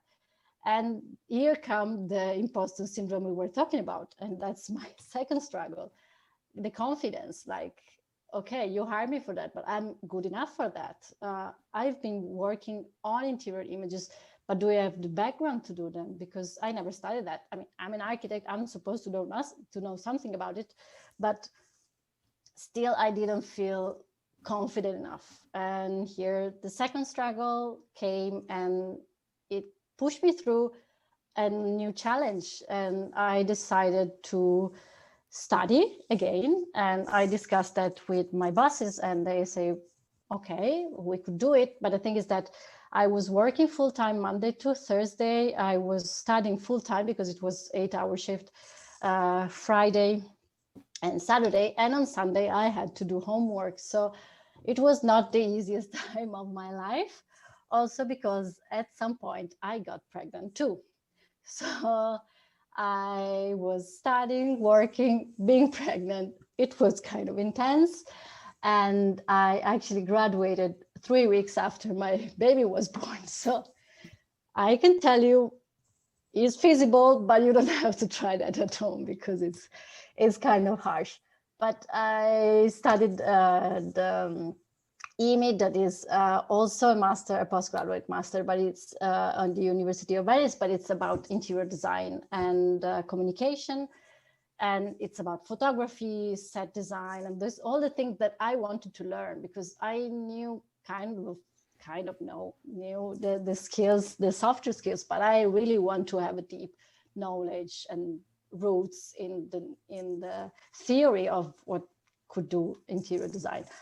So yeah, those are some of the images from my master thesis. And here comes my last struggle, my latest struggle, so to say. Probably won't be the last, but that's the latest one. I was telling you that I was pregnant and I was working and studying. And I mean, I was so convinced that I was going to be a super mom, going to work to the last day of my pregnancy, deliver a perfect baby, and ta-da, everything is perfect. But then reality kind of hit me. And yeah, I had some complications during the pregnancy, nothing major, but still I needed to slow down, but I wasn't slowing down. So I was stressed. I was working really late at night, 7 months pregnant. I wasn't even able to sit, like I had this huge belly, I can tell you that. So I wasn't even able to reach the keyboard at the point. And I mean, as a woman, I know that we want the equity and everything, but being pregnant and working can be difficult, and we have to know that. And I have to say that I left for my maternity leave a bit earlier because of these problems. And I also left on a bitter note because I was very tired, and I was struggling with my passion. And I actually thought about quitting, not just my job, but Archviz. I was thinking about becoming a dog trainer or something. I wanted to stay outside. But the thing is that I couldn't imagine how to balance a life with the baby with the life that I was living. That was something I could not imagine doing it. So then the baby arrived, and also that I thought it was going to be a bit easier, but it was not. And you can call it maternity blues, you can call it postpartum depression, you can call it whatever you want. Also, that hit me pretty hard for the first couple of months that my baby was here. Now is amazing. I'm posting photos of him as a good mom every day on my stories. But back then I was kind of struggling and I felt kind of alone. Even if my husband was here, I mean, it took also 2 months off to stay with us. But you know, hormones, and it's not easy. I mean, I'm trying to make it kind of light and funny, but just because I don't want to put a lot of weight on your shoulder, guys. But I think you have to know that becoming a mother, it's super difficult, and stay close to the new moms around you, because it's also, of course, with the fathers, but I couldn't imagine how my life would have changed. I couldn't imagine getting back to work. Like I was blanked out totally. But then we have a happy ending, don't worry. And after a couple of months, my baby finally started napping a bit because he wasn't sleeping at all before. And I was okay. I had a lot of plans, but then it was March, and in Italy we got our super strong lockdown. So we weren't actually allowed to go out of our place, like totally, completely. No, 2 months you stay home. At the beginning it was a bit harsh, but then I say, okay, I have to stay here anyway. Why don't start working on something for myself? And actually, I never done a personal project in my life before. Like my husband told me when I went to maternity leave, maybe you could do something. And I was like, are you crazy? How could I ever spend my free time working on a personal project?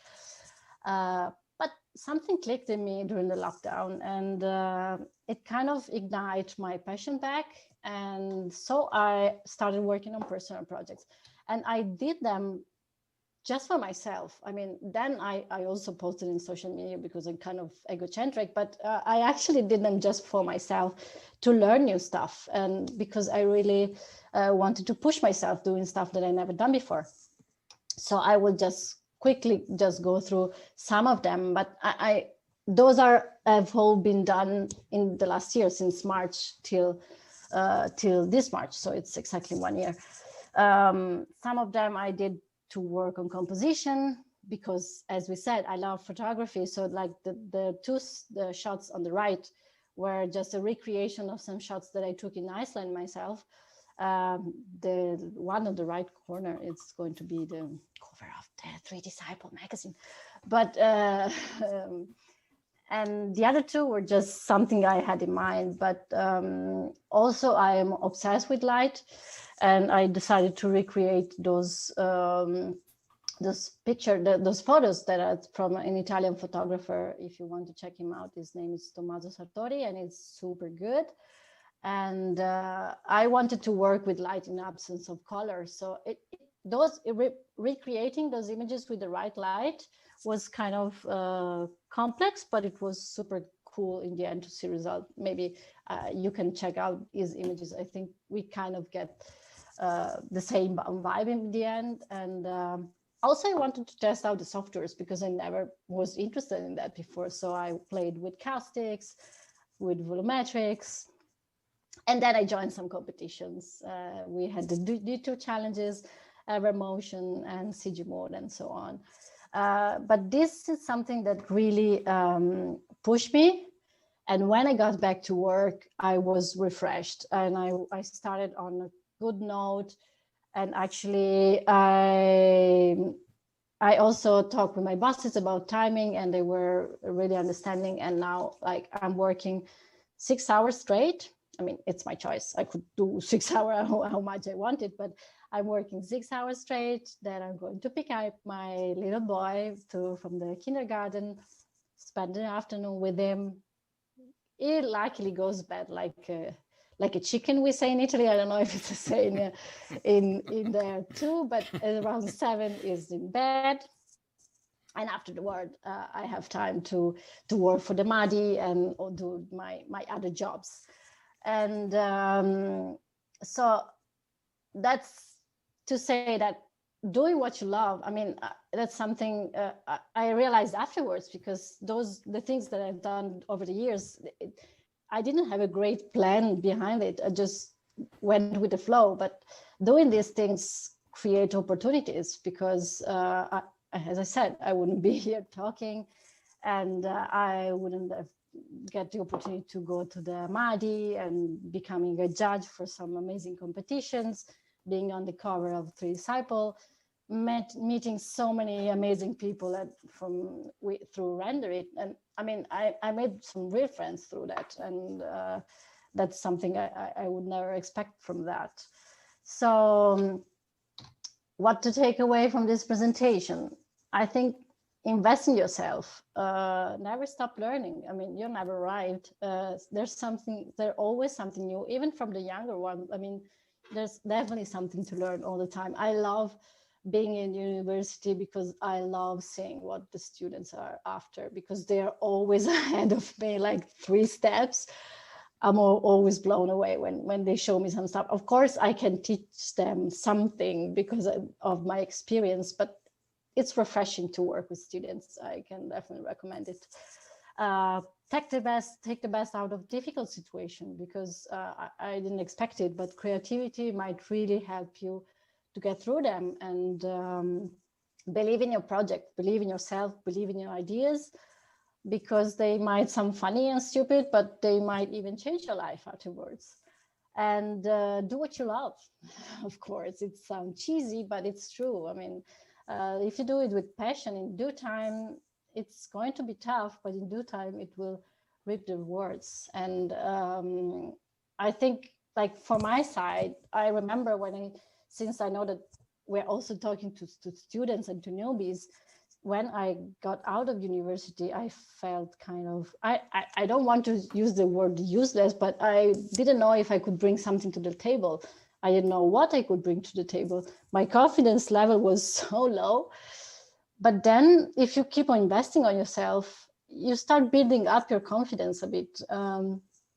So it's just building it step by step. So that's it. I hope maybe you find something useful for you too, and can help you with your struggles, but that's it.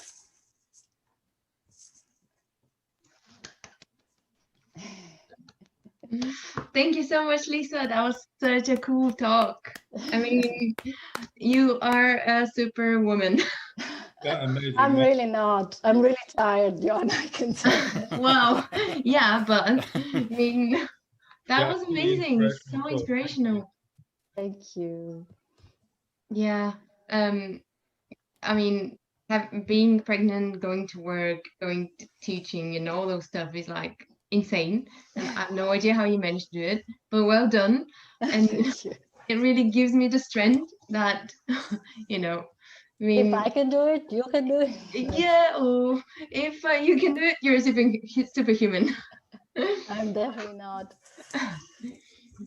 Thank you so Thank much you, for Joanna. sharing this with us. I think everyone took away something, and yeah, it was very great. Thank you. I have a question. Yeah. When you said believe in yourself and have the confidence, that is a real struggle, I guess, for Yeah. at least for me. It's always a struggle to, having the Yeah. confidence, believe in myself. How do you manage to like motivate yourself and be like, okay, I can believe in myself, this idea is good? The thing is that I, like my husband will say, I don't think through. I mean, I just go for it. That's the problem. And I don't overthink stuff. But that's just because I think it's in my personality. I think it's different for everyone. Like for my husband is super keen to the details, so it will take 3 times longer maybe to do like a presentation like that, but it's going to be perfect, like for me it's perfect. I am a bit faster in what I do, but it doesn't mean that it's going to be better, that's for sure. But I go with my guts, and that helped me a lot. But I know it's not for everyone. I mean, that's just who I am. But I think don't overthink. I mean, when I do things, I know that I know, because also when I'm talking with him, it comes out a lot. The problem sometimes it's thinking about what other people are going to think about what you're doing, how other things are going. If you do things for yourself and if you don't overthink them, and most of the time you're right. I mean, if you feel that energy of something, just follow it, because I mean, it's not that I'm like super able to answer your question, of course, but for me, it's like that. I try, of course, to be prepared for everything I have to do and so on. But most of the time, I follow my guts. That's a bit cliche, but works for me, I guess. Yeah, I mean, I think it's great. And if you can manage to do it and let yourself do it, that's amazing. I usually overthink everything in life. So well done for you not doing that.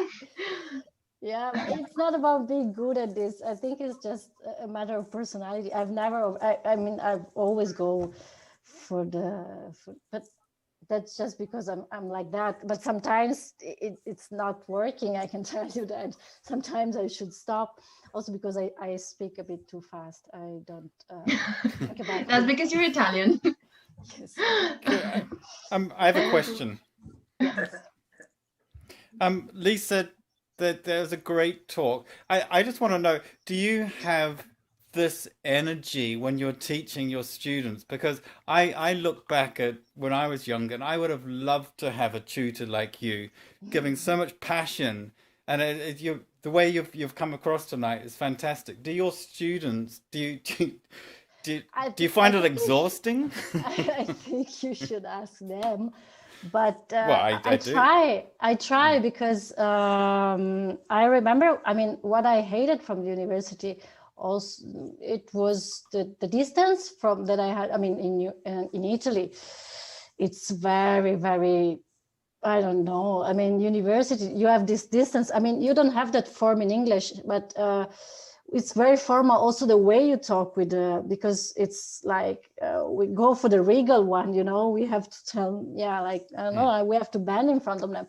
So I really hated them, the distance from them. And also the thing is that most of them don't work in the real world, so to say.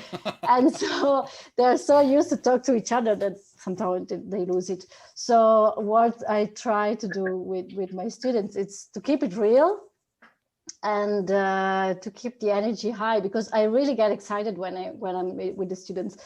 I get very tired after the day, but I also get very tired because I'm quite fast when I do my stuff. But I try because I remember it's been a while, but not that long ago, since last time I was pregnant when I was a student again. And I remember what it's like to be there, and I try to remember it all the time. So I try, but you have to ask them. I don't know. But in our interviews that we've had over the last few months, you sort of mentioned that you're starting really early in the morning, and so you're working into the evening. So the conversation before about the work-life balance, my concern, I guess, is how long can you keep this up? I have no clue. No, but no, I mean, I already told you I should slow down. But the thing is that when I can't say no, I mean, I'm excited about what I do, and like this tonight. Of course, I'm tired, but I'm also excited to be here. I couldn't say no. I mean, and yeah, I mean, for me, what is important is to be, as I said, also I've been independent when I was younger, going to Berlin, be independent economically, but then now I want to be independent in being able to manage my baby like alone with my husband. Of course, sometimes I call the grandparents because I have to work on a Saturday or something like that, but most of the time he is the priority, and when he's not in the kindergarten, I'm with him. Then when he's napping, I'm back to the screen. But actually, I think that's something also very related to this time and era, because I mean, if I could be more free to do other stuff, I mean, in Italy, we still have a lot of restrictions. So it's unfortunately easier to spend a lot of time in front of a computer. In a normal life, probably I would definitely slow down. But apart from I will let you know. I will keep you posted. Weren't you on top of a mountain on the weekend? Yes, last week I was on top of the mountain. That's what I do. That's the only way. I mean, I wasn't really able to disconnect completely, but that's the only place where I feel I can breathe again. So nature, photography, that's what brings me back my energy. Brilliant. How much does your nature photography influence your CG work, Lisa? I mean, I thought not much, but I realized it actually does, because I'm obsessed with light, as I said, and the lights in the Dolomites through the trees and the sharp sun of the 12 o'clock in August. It's something actually I see, I reproduce a lot. And so I thought it wasn't, but lately I'm noticing that it really does. And I think I have to thank my father for my obsession for photography, because we used to be in pose for 40 minutes when he was with his analog, and he had just so much shots he could do. And I remember being like this for a while. But he has always been really, really into photography. He actually, when I was 16, I had a gift from him, and it was a Canon EA1, an analogic one. And that was a really nice gift. I still wonderful. Yeah, love it and keep it, and yeah. And congratulations on the cover for the 3D Disciple magazine as well. Yes. Amazing. Thank you. I'm really honored.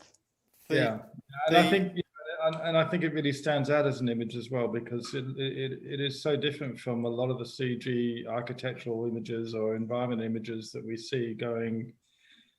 Well, that are popular. It's photography. I mean, and that I think is what really, really stands out. And there's the background story behind the image. Well, Lisa, do you want to tell it? Yeah, but well, yeah, I was starting to speak Italian.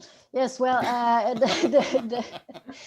it's just a photo I shot in Iceland some years ago, but it's such a magical place, and every time that I see it again, it gives me chill because it was like a morning, just me and my husband. That like there was no one. There were puffins everywhere. You know, this Icelandic birds.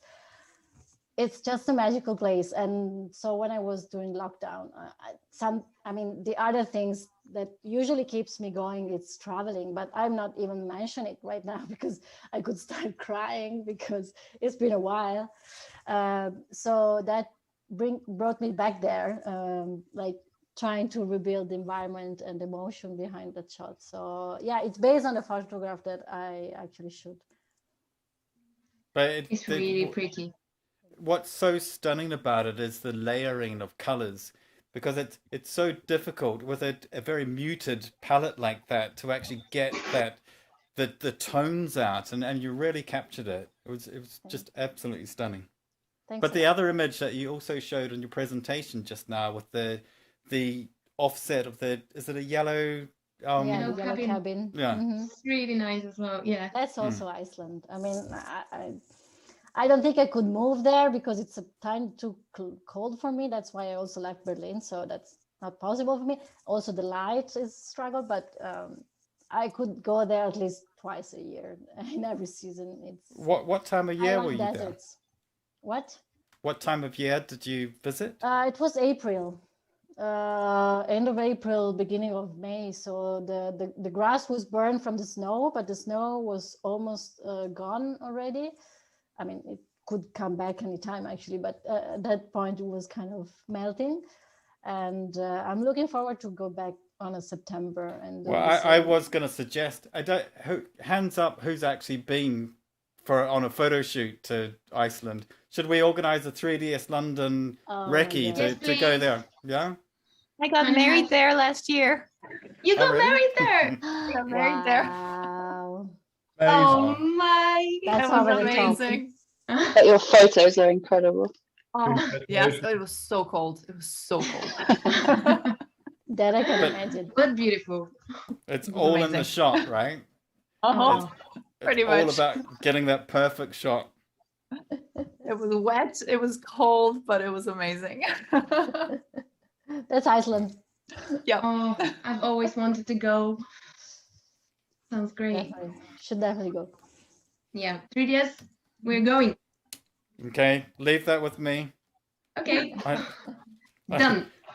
It's I think it'd be as a small photography trip, and with educational purposes. So because we've got Sonja here, I had this idea a couple of years ago of actually taking map painters and photographers on a recce, so go out into the field and actually with a laptop and start doing map painting in the field. Imagine that. Wouldn't that be fun? Let me bring my HDRI equipment with me there too, we and go. then we can start doing that too. Let's just do it. So now let's brainstorm. And I've got a great venue there as well in Reykjavik that I looked into.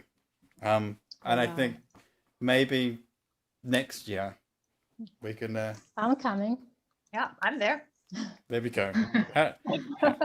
We ready? So it's a recce to Reykjavik. Excellent.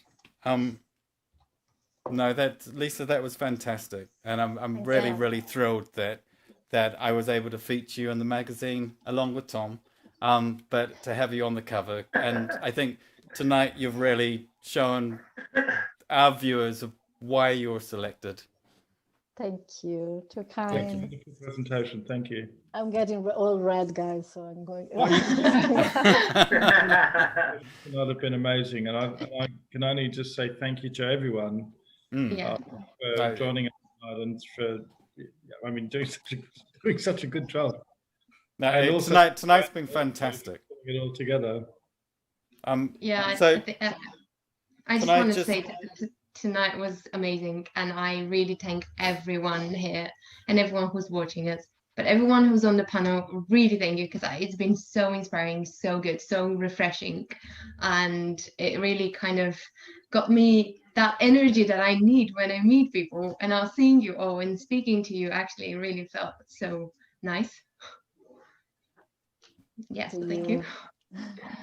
Yeah, and Joanna, as the producer of tonight's show, you've done a fantastic job. It's gone without a hitch. Technically, I haven't paused up. Well, technically, well done, Nigel. And I think, yeah, everything's gone wonderful. Yeah, I think so. It was great. Thanks, everyone. Cool. Again. Do we have any questions online for any of our presenters tonight? We have a lot of hello. There's been a lot. Hands up who has a dog here. It's just, do we all? Because it seems to be that there was a lot of dog conversation going on there. My dog's amazing. She was incredible. Yeah. She's in the other room and I miss her. But then, Oh, I really want a dog. Where is he? Dogs and babies. I even have a cat, just one. And cats, yeah. Yes. But I don't like that much, so let's not talk about it. It's good to have animals around, Yes. especially when they start walking across your keyboard. You're trying to work, or if you're trying to have a serious meeting and the cat just comes and stands in front of the screen. That's a classic. Yeah. Right, Joanna, what do you want to do? Do you want to carry on or wrap it up? Okay, we can carry on forever, but I'm conscious of time and it's late for everyone. So I'll maybe say goodbye to the audience, and whoever wants to stay in the panel and chat afterwards, happy to. But let's say official bye. And thanks everyone. It was a great night, and it was really inspiring and really, really cool to share everyone's story and what drives us to be inspired and to keep on going. And yeah, thanks everyone, and I hope we can catch up soon, all of us together, go to Iceland because Nigel promised. And yeah, have a good night. Okay, hope to see you again soon. Bye. Thanks, everyone. Thank you, everyone. Thank you See so you much. next month.